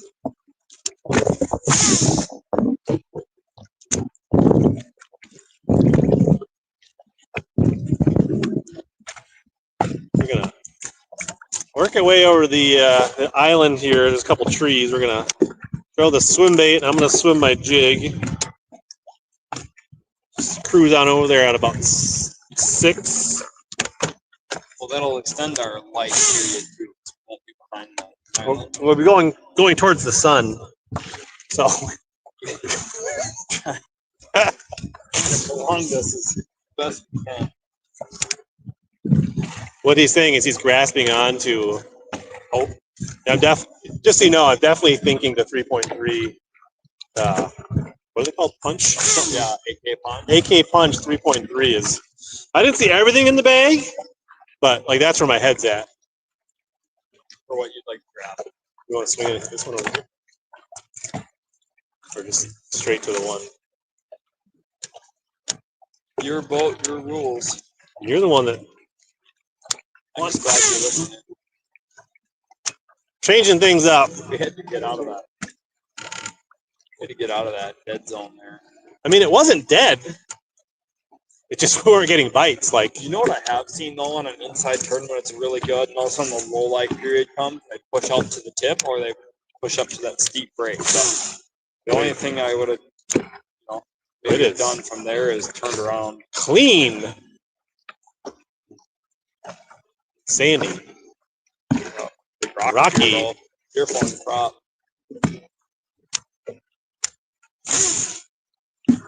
Motor's turned all the way down. So is this the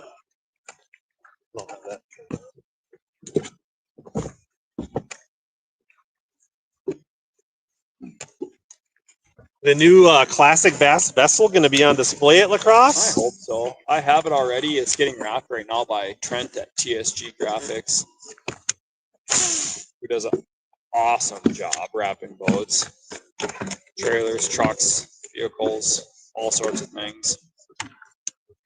We got that wrap coming. I feel like this tree thing would be a little better with some sun. Yep, we gotta work our way down to those sunny ones. We got to get back out a little deeper where we got some. Good Lord. Remember that time that you came on live and you hooked me in the face with a glide bait? That was fun. Now we're going to get the crotch cam.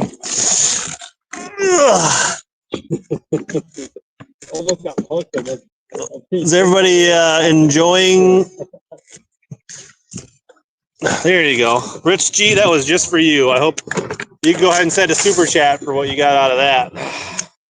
What's your hourly rate? Crotch cam. What's up, Be Wild?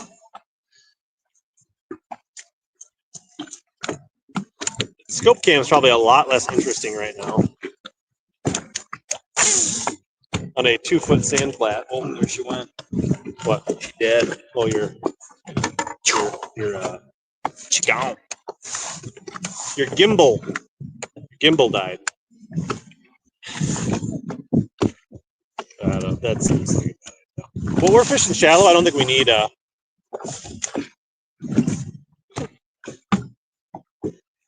do have a small tripod. Otherwise, we could just go 2 cameras for the last 15 minutes. Stand it up right. That's another view. There you go. See that?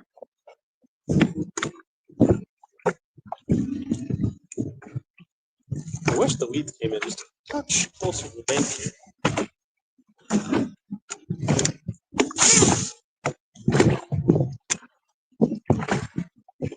Bluegill beds.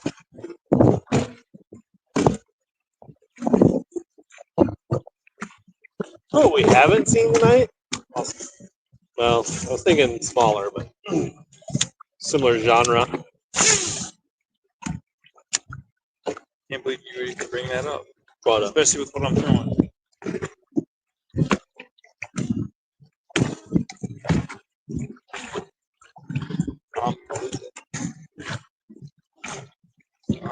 we did catch a few Frank-sized fish earlier. You'll have to go back and watch the beginning, Frank.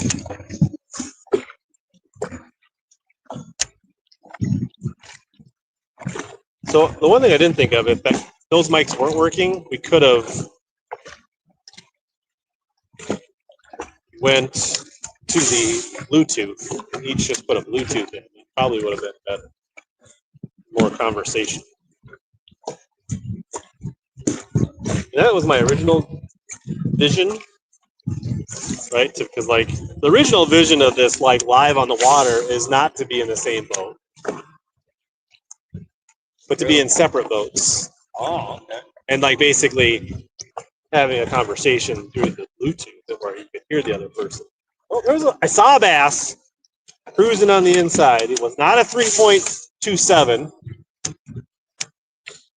but I did see a bass, even in this low light conditions.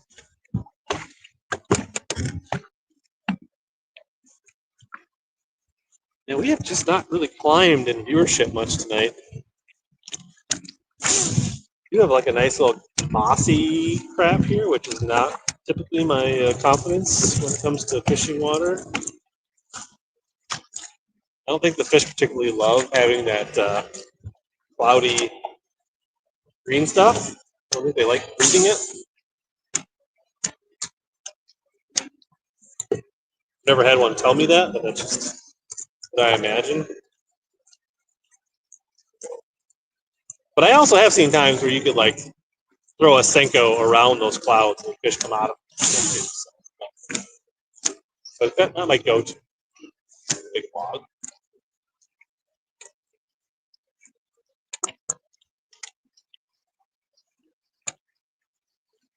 You got some bluegills following your glide bait.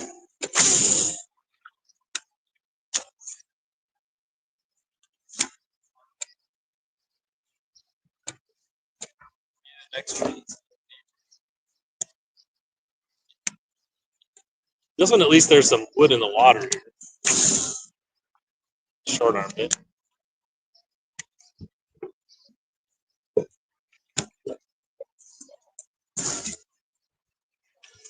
Big bait specialist, Dane Vocelka, king of the glide.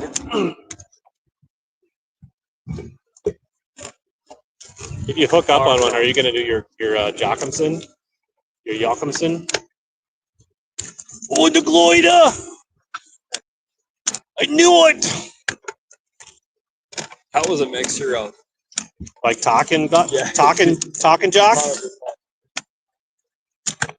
What's your picks for 10 killer? I don't have big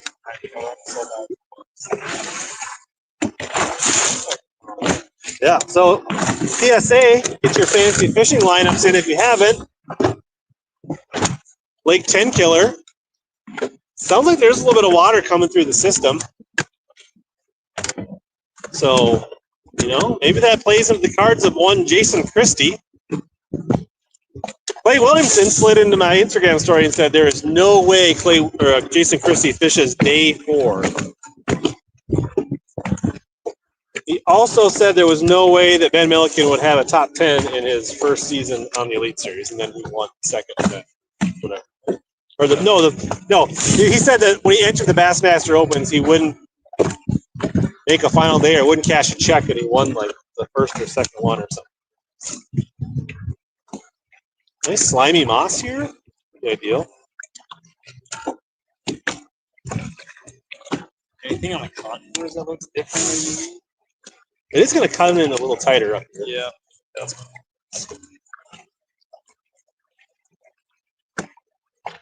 You wouldn't think it'd be that hard to just get nipped by a 1 to 2 pounder. I also thought that on Saturday night when I was out late.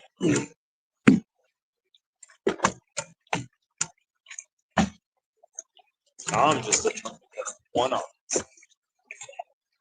I don't know if that's gonna happen. This water clarity's not too clear.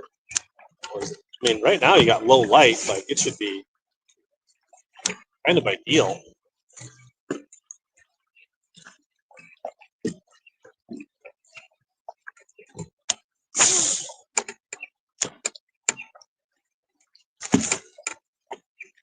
If I bumped a twig or something little bumped it, it didn't feel like a, it was like, tick.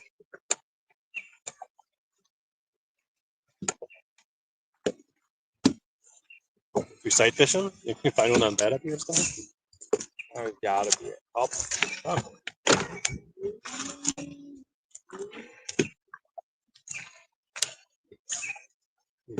they're absolutely giant. Yeah, we are on a lake that has 20. Yeah, definitely. Seeing some 3 to 5 pounders would not have been out of the realm of possibility tonight. October the deal. I mean, I do think most of the lakes that we're fishing right now in this latitude are in probably the toughest time of year to fish in, to be honest. Like, it's going to get a little better here pretty soon, I think. I will say that 3 1/4 I caught was a nice, healthy looking fish. One of the few. You had one. One of yours was pretty. Yeah, that was pretty healthy looking too.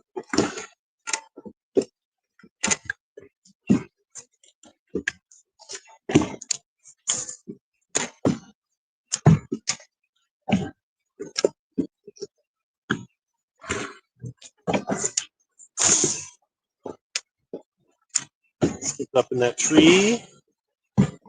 Was there 3? No, I mean, I would say my 3 was an early spawner that was already eaten up, unless it's a real late pre-spawner. It wasn't beat on, so they're healthy looking. No red, no orange. So yeah, I was either done spawning a while ago or hadn't spawned, which, based on the weather, I tend to think spawned early, but I didn't give it like a OBYGN like full inspection exam, so I can't really say for sure.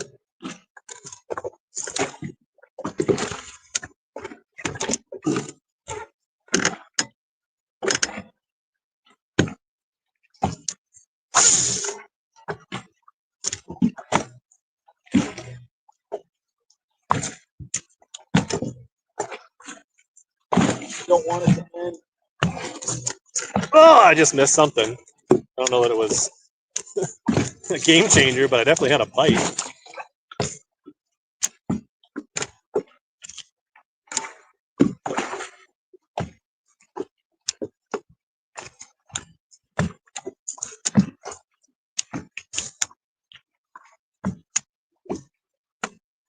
I mean, I want to see catch one just to see that massive Dane hook set.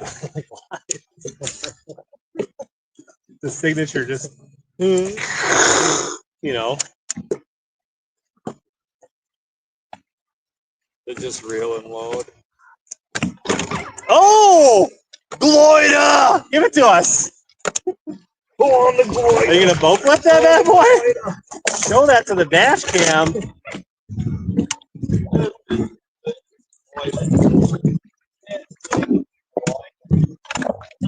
It looked like it was fun.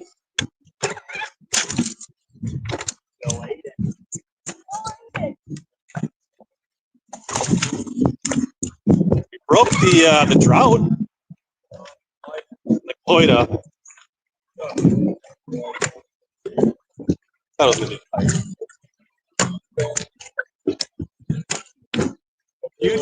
future 5-pounder right there.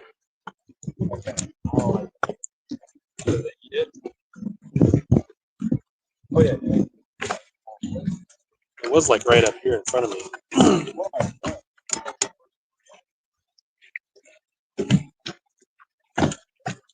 We got to make sure we wrap it up before it's too dark when I can see what's in the bag. I was really hoping you were going to say that it was light. So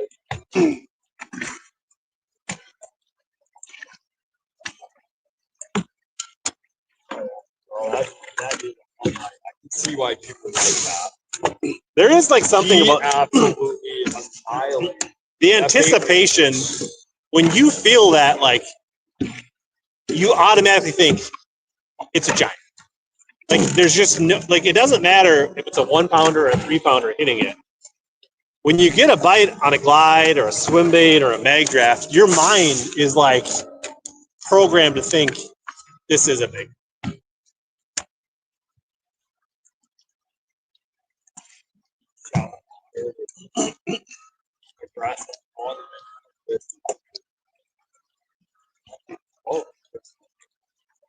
No, I can really kill it, keep it in one spot, not move it, but I can do a lot of action with it without pulling it towards me. Does that make sense?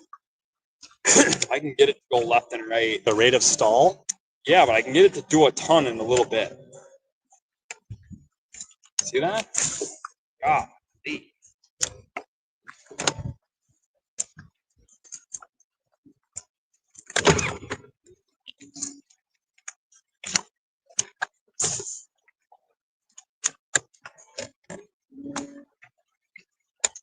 going to be dime like close to my house. They're dumb.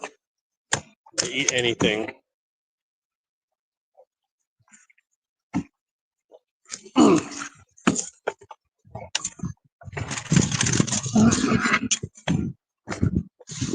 On glide. Oh, did I just start a trend? Are we doing something? I mean, we got like 4 minutes left to fish. I figured I might as well throw it a couple more times. 9 o'clock. 8:40. Got one? Got him on the glider. Another? It's a giant. It's a giant. You did like choke it. It's fun. I mean, like, you should get some kind of bonus fun points. Catching 2 on the big bait. The Arsenal Excalibur pliers. They're right there in the tool holder. Where else would they be? Maybe we should run back to where we were in the beginning. Like, we didn't have like a bite on it. I don't see this. Swim bait masterclass. Dane Vocelka. We just go ahead and ignore the middle hour and a half of the live. Watch the first 20 minutes and the last 20 minutes.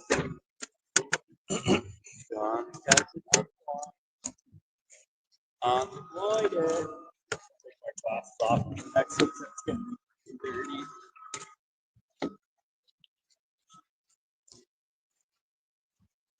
Gonna ring the bell. You know, if you had a visor, you could just tuck your. That was my other idea for a wager tonight. Was that if I win, I get to convert your hat, and if you win, you would just get to have one of these. Maybe for the classic bass version. If you're willing to, are you willing to risk that high of stakes? Well, here's the deal. The Classic Bass Live format that we're filming in between events is going to be in competitors' boats, and you get to make mistakes. So that's up to you. Story is all about. So who won the $1,000 last night? I think I took that one home, but it was pretty rough. So, I mean, there was 1,000 fish catches and fun things and good moments. More importantly, it was just really good conversation with Chad. I've never had fish with him. We've known each other and lives in Mound right next to my cat. And we haven't ever made it a point to fish together. Is Chad Smith, like myself, still pure and clean? Very. He doesn't have any that ink on him? He says that his addictive personality is terrifying. He's like, if I got one and I liked it, I would be worried that I'd have like 20 of them. Yeah. Like, then I live so close to you, Dane, it would be an issue.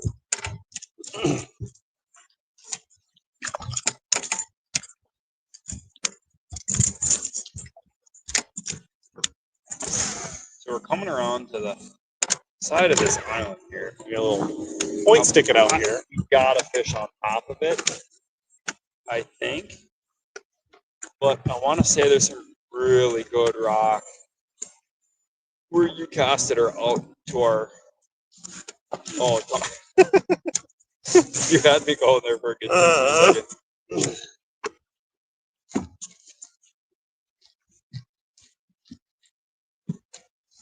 Poor Frank, he lives in like Ontario and he's still waiting on his bass opener. Or for lakes to open up. Yeah, is the ice out up there, Frank? Actually, he lives south of us. I'm pretty sure. Most of Ontario, a lot of Ontario is south of where we live.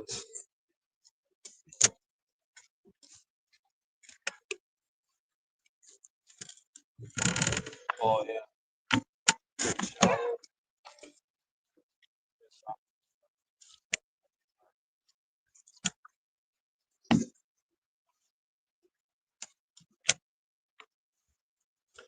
Remember that time I channeled my inner Sim Fothergill and caught a 3 1/4 pounder on a Neko rig? I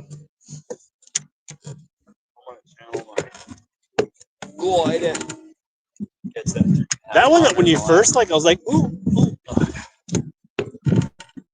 The first one I clearly saw right away, and I was like, well, that's cute. The second one you caught, I was like, ooh, oh, no, never mind. Get nervous. Space. Remember, I don't remember the last time I caught a bass tonight, to be honest. Galapagos time. It's been a minute. I had that one bite, reeling my jig in. But man, I set the pace early tonight, but I faded. I did not have the stamina needed. I'm glad I caught a good one early. This was not a Champions Tour performance quality for me through the whole event. I can't do it. Mine's any better. I think total weight you would have. That's, I'm pretty sure. Yeah.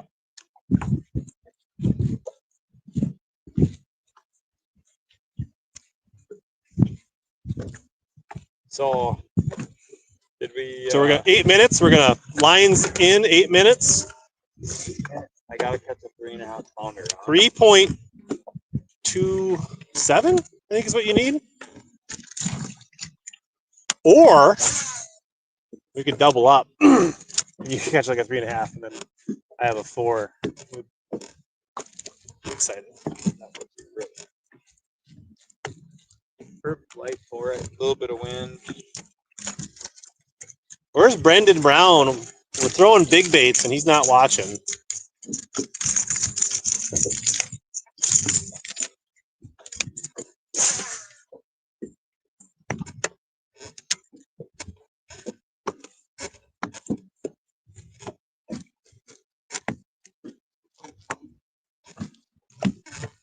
Yes, you are further south than me.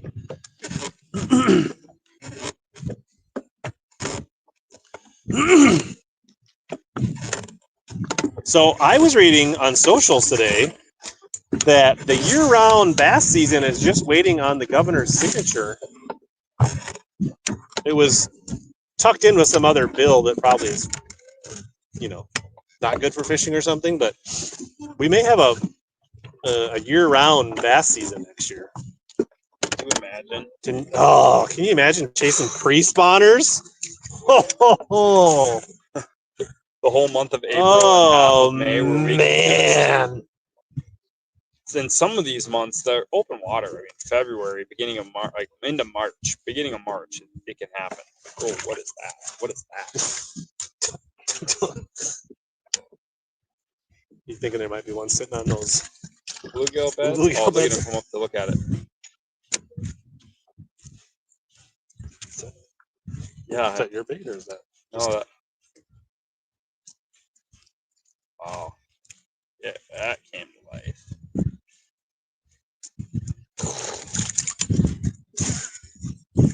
Do I go left or right? Pick one.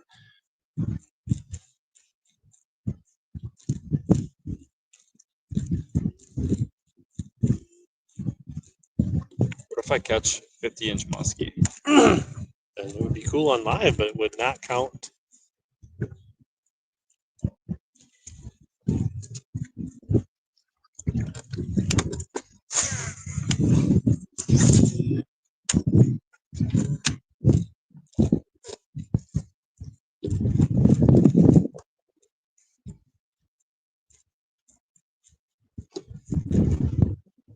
I actually have like a pretty cool bluegill guide.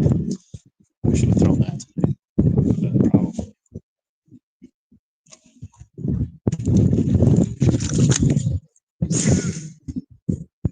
I've actually caught fish on there too. More confidence.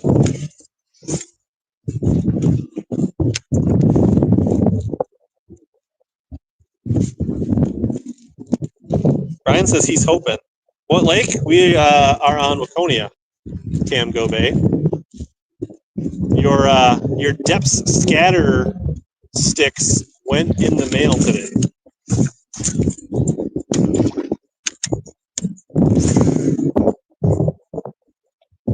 Did a little whatnot last night. Now we got 20 people on. We started an hour too soon. Yeah.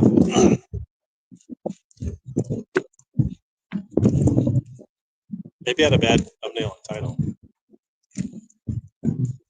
I put my mug on there and scared everybody It away. was kind of a picture of you standing on stage with Nipper in the boat. What do you think about the hot seat deal? Hot seat? Hot seat's fun. Skeeter hot seat.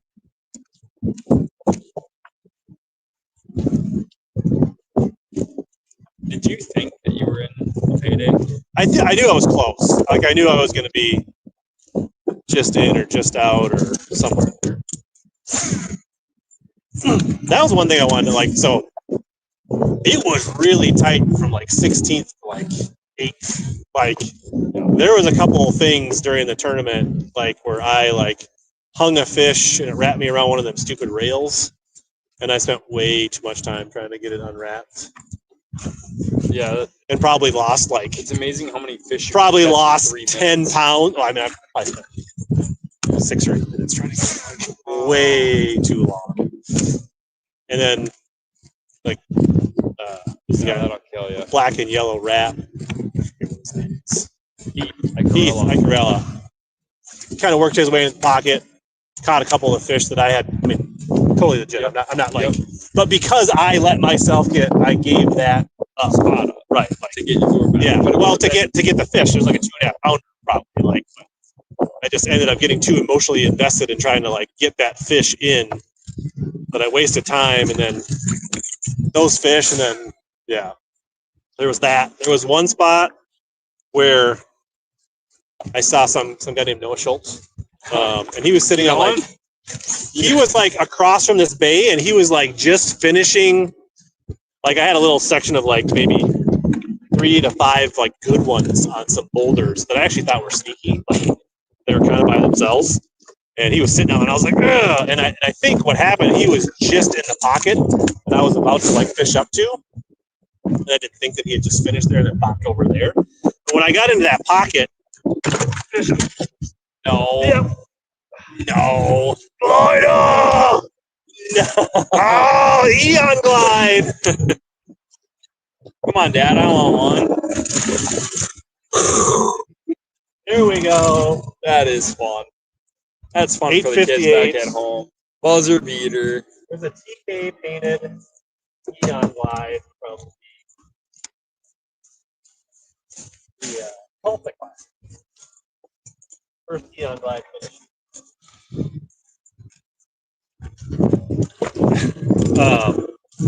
Yeah, but so there was a little stretch where I caught a couple, and then I got into this corner, and like the fish were weird and they weren't biting, and I was too slow to recognize that somebody else, it's probably Noah just based on proximity, or somebody else had just caught them not that long ago, and they just were weird. And I tried to spend a few minutes on each fish, and that was a waste of time. So once I got around the corner on a little bit deeper stretch that was a little sneakier, it turns out, because I was really the only one that I saw on them, I started mowing them down. Like just like boom, boom, boom, boom, and just started like Climbing that ladder. Climbing the leaderboard again. Those were the two biggest things. In the second half, right at the end of the day, you got 1 minute to catch a 3.27, Dane. Pressure's on. Pressure's on.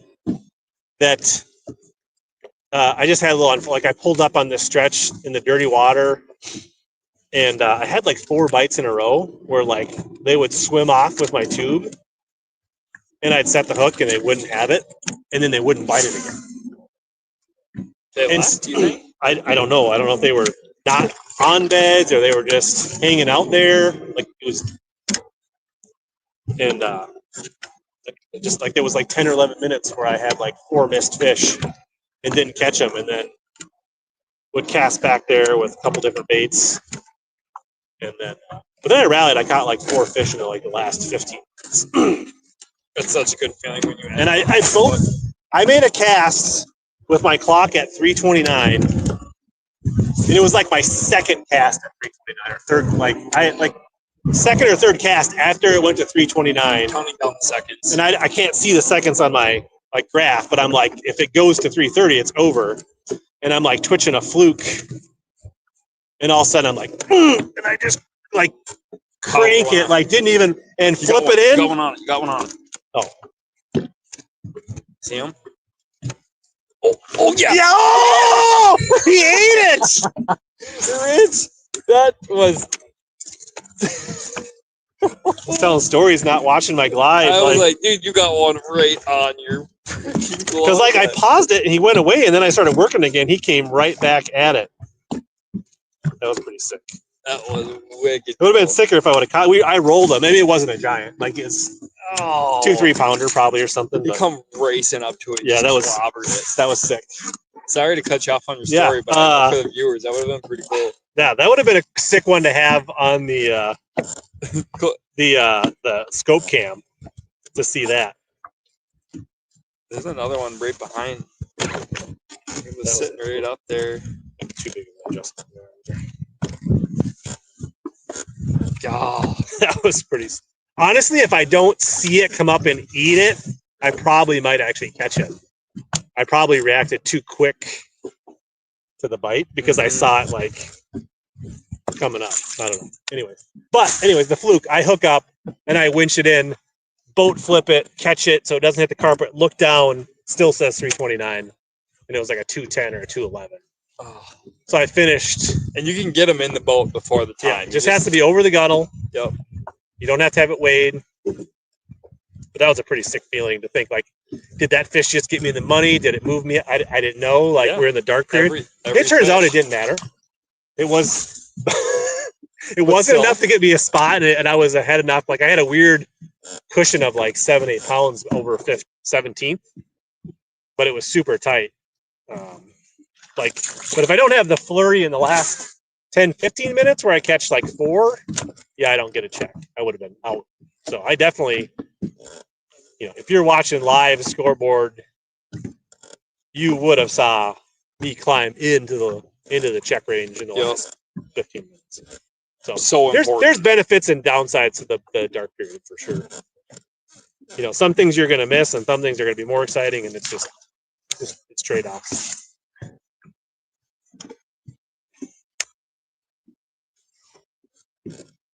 Oh, you put this down.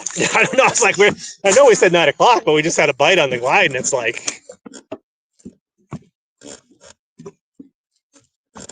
see, that's something I need to get better at. Like if I am focusing on scope, I'm pretty good about like watching my bait and finding it, but I'm not good about just using it to track my bait when I'm throwing shatter baits and jerk bait, things like that. I mean, I think that was just grass.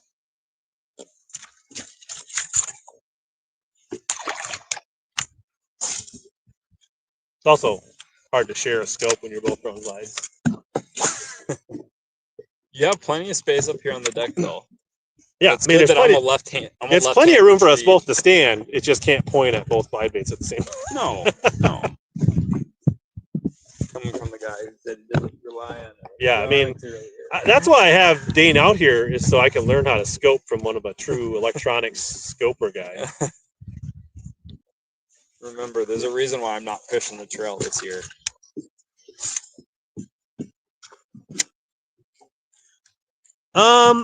Yeah, it wasn't the best night on whatnot, but I sold, I don't know, plenty. Probably got a $10 bag of plastics coming your way here. Yeah, we got the.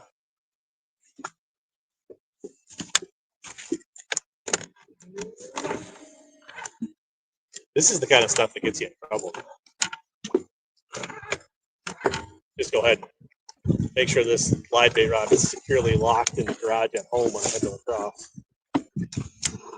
Yeah, put that thing down and don't pull it out on the river, because those 2-pound smallies, they might prefer something a little different. I mean, you can definitely catch them for numbers. But it can also get you like hung up on some things that you don't want to be hung up on. No, especially when these baits are hundreds of dollars, or $40, $50 to hundreds of dollars.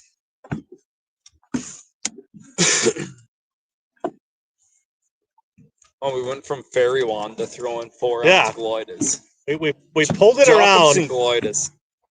Yeah, I'm proud of you. Yeah, we caught 3 and missed 1 on the glide at the end of the night. They weren't giants, but they were all No, but the potential Nice is little there. decent fish. The potential is there to catch a real big one. Now, I got a 5-fish tournament out here in a week and a half. That could be a thing.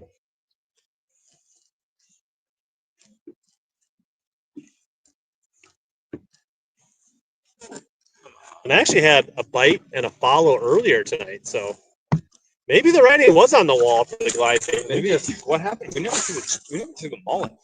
I threw the mullet. You threw it a little bit? Yeah. That's I something threw I it. think you could have. I threw it pre-live, and I threw it during the live for a little bit.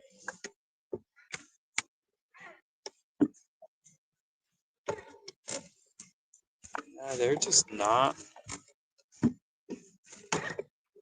They're so spread out doing different things right now. Oh. That one's following you. 2 of them are following you. Ready? Walk the dog. Come on, you musky fishermen. They were kind of slow. They were trailing a little. Didn't look like the biggest blob either. No, it didn't. The blob that was following. Ooh, did you just get whacked? No. Just hit some weeds? Yeah. Was it exciting? It was. Yeah, the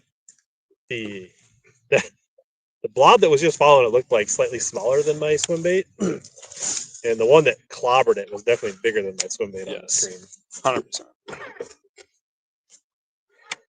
That tall grass to the outside of us is cool. It gives us that nice line. That's 6 foot. That grass has got to be a little cleaner here. Come on. What's weird though is the one I did catch, I didn't even get to work it. Like I literally it was like one of those like chatterbait bites where it's like you throw it out and you're just like, oh, he's on. Like Hits it when it hits the water. it like basically came up and just smoked it. I didn't like get the like.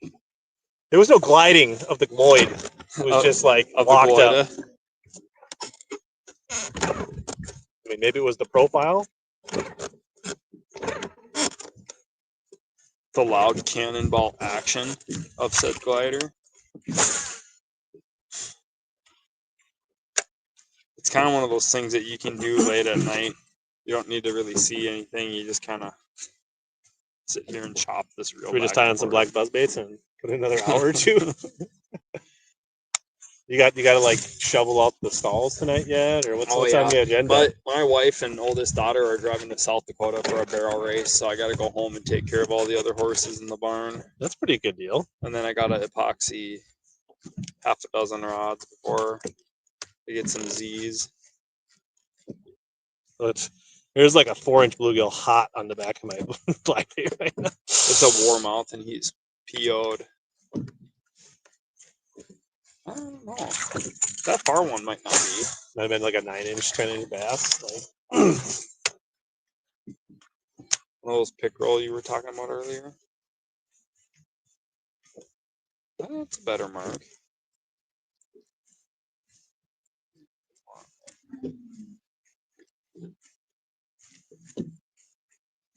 Still a super fun night to come out here. To do some of the things that we don't normally get to do. I'm still waiting for a boat to come back from TSG. You reached out and said, Dane, let's get on Laconia. I thought it'd be a great idea. Well, actually, I was like, I want to do the 2-boat thing, and you're like, well, I don't have a boat. And I was like, oh, well, let's pivot. Congratulations, you sold yours. Yeah, that's great. Dane sold his boat. He's like, oh, you didn't sell yours, Rich? Well, that's fine. I sold mine. Yeah. Oh, weird. I'll help you with that. I suppose I can afford a $10 bag plastics to give away.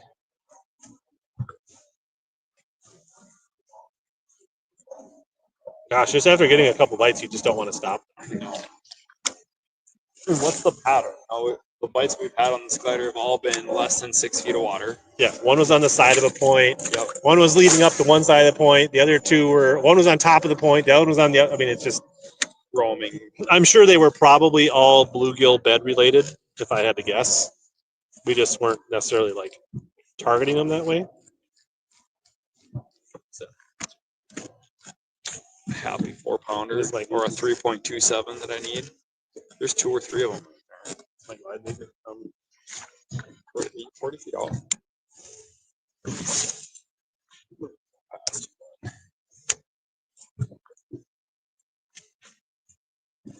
I've been told that getting into this glide bait deal can be real expensive because all of a sudden the custom painting becomes more appealing. I mean, becomes more appealing. I mean, those guys in the Jude this is custom fundraiser, yeah, that thing's sexy. It's only like 180.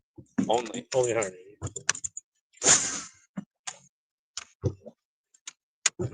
Only. I mean, it got outperformed by a 40, 50 dollars. What was it? 70? 70. 70.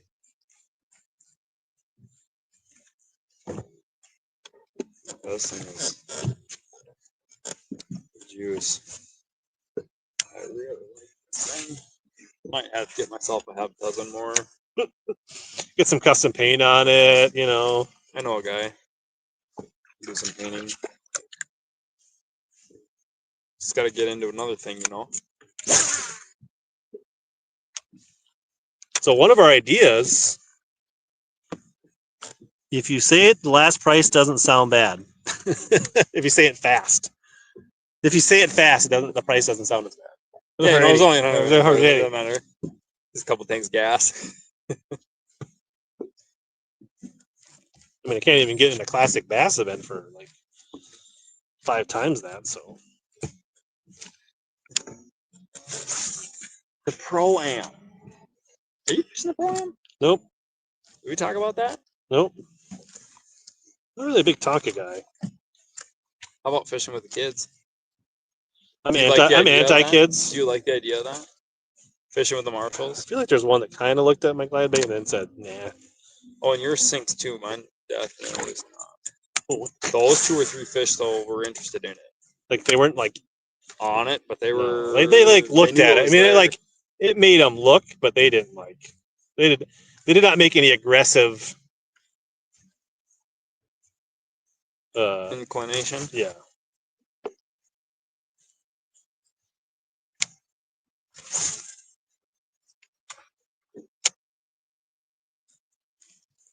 Those fish are interested.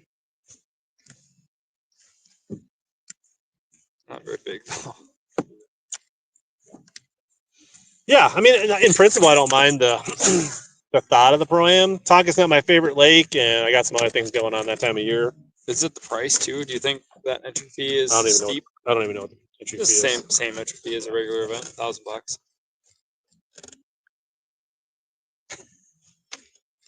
So I'm looking at bait. $1,000, but you're fishing for 17 grand. I mean, yeah. If it's just about the kids, and it was a couple $100 entry fee, and I wasn't really worried about like the thing is, like, anytime you're going to fish $1,000 event, you kind of want to put your best foot forward as far as like time, preparation. So, like, I talked to a couple of guys and they thought the unique spin on it is the payout is separate. So the first prize is paid out to the pro, and then the AMs have their own separate payout. So it's like having a bonus line in your boat, and they get to fish with you. You know. no, I like the whole concept. I got some other things that I want to do in July. Well, and then Some balance. And then, the guys that are fishing the tour are already paying that 3 times, right? So it's not. But that's what I'm saying. not Like, cheap if it was just about the kids and it was like a $500, $200, $400, $500, like, it'd be much easier. Like, oh, just whatever, I'll go out and just fish it, right? But like,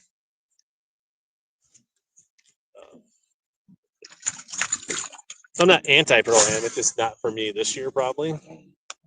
I want to make it more appealing to a larger group of people, and I think maybe if there was a different incentive for those that weren't tour anglers, I mean, there's maybe. Is there any extra incentive for? No, because I can't let a non-tour pro I can't let a guy come in that doesn't fish the entire circuit and then get into the championship. I think that would be. Which isn't a thing, right? Is not a thing. Yeah. No, but if you win and you're not a champion. I mean, you could say that you could put that in as like, if you win and you're a tour angler, you get an automatic berth. Like, it's just like the opens. If you don't fish all the opens and you win one, you don't go to the classic. So I mean, that's right. You have to fish all. Yeah. So I mean, I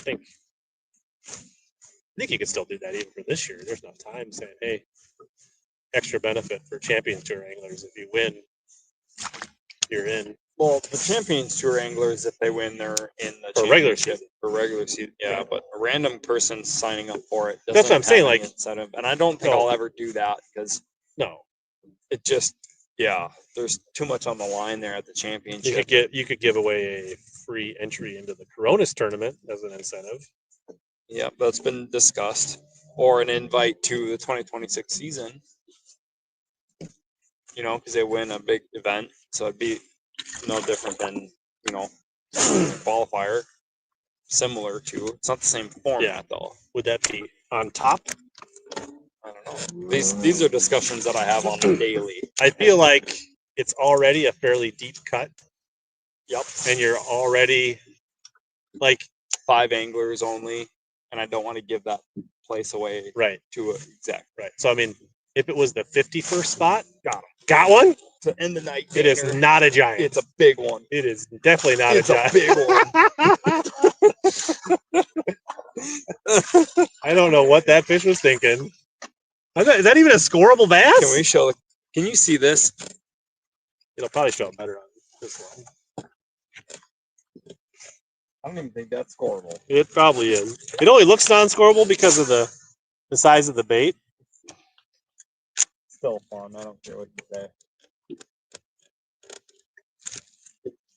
No, it's fun. Yeah, like I said, you locked up, and even though it was a pound and a halfer, you were like, for that split second when you locked up, you're like, in your head, the dopamine goes, giant! Like, oh, it could be the one! Like, I can see how you could get lost in this for the rest of your fishing career.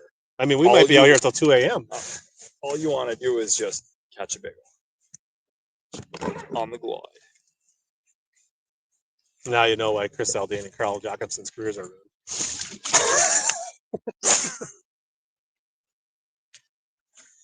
Hunter Shryock. So that's what I'm saying. Like, yeah, I think like well, I shared my opinion earlier. I think the fact that the veterans of the tour have no extra equity or grace when it comes to requalification. Yeah.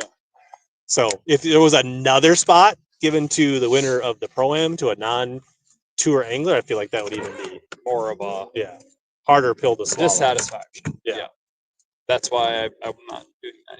You know, but I'm saying, like, I don't think you'd get much belly aching if it was like the 51st spot, kind of like the high school anglers were the 66, 67 spot. Yeah. I don't think anybody's going to be like, oh.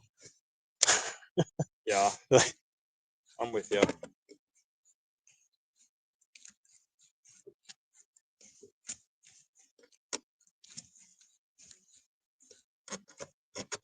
We went 20 minutes past because I mean, I already won the baits. This is just overtime extracurricular, right? I'm just trying to make sure that the light is dark enough. You can't see everything I have in my Waypoint angler supply bag. We're approaching 3 hours. No, 2.5.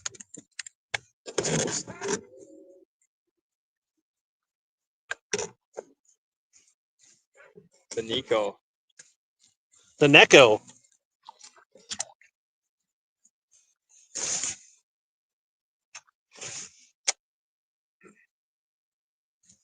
Wicked fun. The fish was chasing too. Oh. All right. It's time to dig in. Let's see what's in that bright green Waypoint angler. The big fish winner. There is the mount in there. Be careful. Just rip into. Oh, there goes your gimbal mount. Don't worry about the $10 plastics. What do you got in there from Waypoint Angler Supply? Let's do that. What did you got? I could go with the Bellows Gills. That would be a popular selection. Yep. Look at all this depth. Bags of poop. Yep. Huge. Dane's a huge poop guy. If you didn't know that about him, he loves him some poop. Those big dice are pretty juicy. Look at this. No, not those ones. Oh, don't show those. Oh, those are custom. Those are Carl's custom. No, I actually. Oh, these are a little smaller. I had a pack of the 26 millimeter. Actually, I think that's 20 millimeter. The 26 was a little chunky. A little too much. For my like. A little too much. 20 millimeter. I would rather just make those myself. We got some Arsenal ballistic Neds. I'm good on those. tube craws. We got some little baobab hog Trailer. manna scrub. They got plenty of those. Look at this guy. Stop.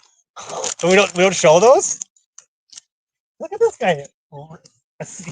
Hiding them in a Z-Man bag. But those are red shad power slugs, if I'm not mistaken. Those are red shad power slugs. Red- I've got 2 bags. I'm pretty sure they don't make these anymore. They do not. It was in the green bag. I don't know. Yeah, these aren't so easy to replace. They are fair game if you would like some red shad power slugs. But I think I'm going to go with the Issy AK Punch 3.3s because who does not like a plastic that's shaped like a giant testicle? Get that thing close. Yeah, those AK punches, they kind of rip like a blade bait and they fall back into the fish's face. That's the winner prize for the 3.2 pounder tonight. For the The Issei. champion for the eBay. I'm going to slide them in my my Arsenal bag for safe keeping. Dude. Thanks everybody that tuned in. Thanks for coming out, Dane. Absolutely. Was a pleasure with all you guys. We're Was a working lot out of some fun. kinks, just like on the tour. We're improving. We're trying to improve the HellaBass experience, trying to do some on the water, push the edge of on the water fishing, interviews, discussions in a fresh way. We'll continue to work on the live or the audio for this, but I feel like the cameras were on point. The connectivity was on point. I think it's just a matter of dialing in the audio with the system. And we're good. And what's pretty cool is now that you're a Champions Tour angler, we'll be doing some Champions Tour live footage, and Rich will be one of those guys here coming up in the recent months. So it's crazy how good the one cam's still good. Yeah. Yeah, all 3. It wasn't a small mouth. These are all large mouth tonight. Yeah. It was a small mouth, large. Yes. Yeah, they weren't very big, but we caught some fish. It was fun. Yeah, And I hope I get to see you on Champions Tour live. I hope we get some time allocated where we can go out and do something through Classic Bass Facebook Live and kind of get to know you a bit more through the Champions Tour site and that platform. And it was super cool to join you tonight on. The goal is to have a camera Waconia. in the second half. One of these next. That couple is the events, goal. which means you're catching them. That means you're doing something right. Which I actually wasn't that far off. I don't think. Like by the time my weights actually got totaled up, I think I was not that far off at the end of the first half. Right. I don't like the weight because you guys had to like redo everything. Yep. But I think 90 pounds was actually pretty far up at the end. How many guys were over? Do you know how many guys were over 100 in the first half? Pounds? Yeah. No, I want to say it was mid 30s at the end of the tournament. There was like 34 or 35 people that were over 100 pounds. Right. So I think a lot of people climbed in the second. But you think it was? But you're saying that would be like 15 were over 100. probably somewhere in there. But I feel like I was higher than that. Maybe I don't know. It was incredible. Because I caught less weight. People are saying that it was a record-shattering event for live catches and weight total across the country in any live I can see that. catch weigh release format. Which I mean, it definitely. Do you have good records? So, like, what was the? Yeah, everything's Like, what was the? Like, the total pounds caught in this one was like 5,000, No, it was 6,000, or 7,000, right? 7,800. Do you know what the next closest one was? It couldn't have been anywhere near that. I mean, it's probably Pelican. I don't or maybe think Pelican. Lahamadou. I don't think Pelican even had But that's what I'm saying. Like, 3,000 pounds. that's what I mean. To be interested. Like, did this like? It's shattered. Yeah. Did it beat by It's 1,000? Did it double it? Did it? Yeah, I don't. And the social media presence and the following and the impressions that it made online was record breaking. Like, Just the amount of imagine if people that tuned my in. Starlink would have learned. We would have broke records. All right, let's wrap this thing up. The bugs are coming out. Thanks to everybody. You watch the replay. Leave a comment. See you guys.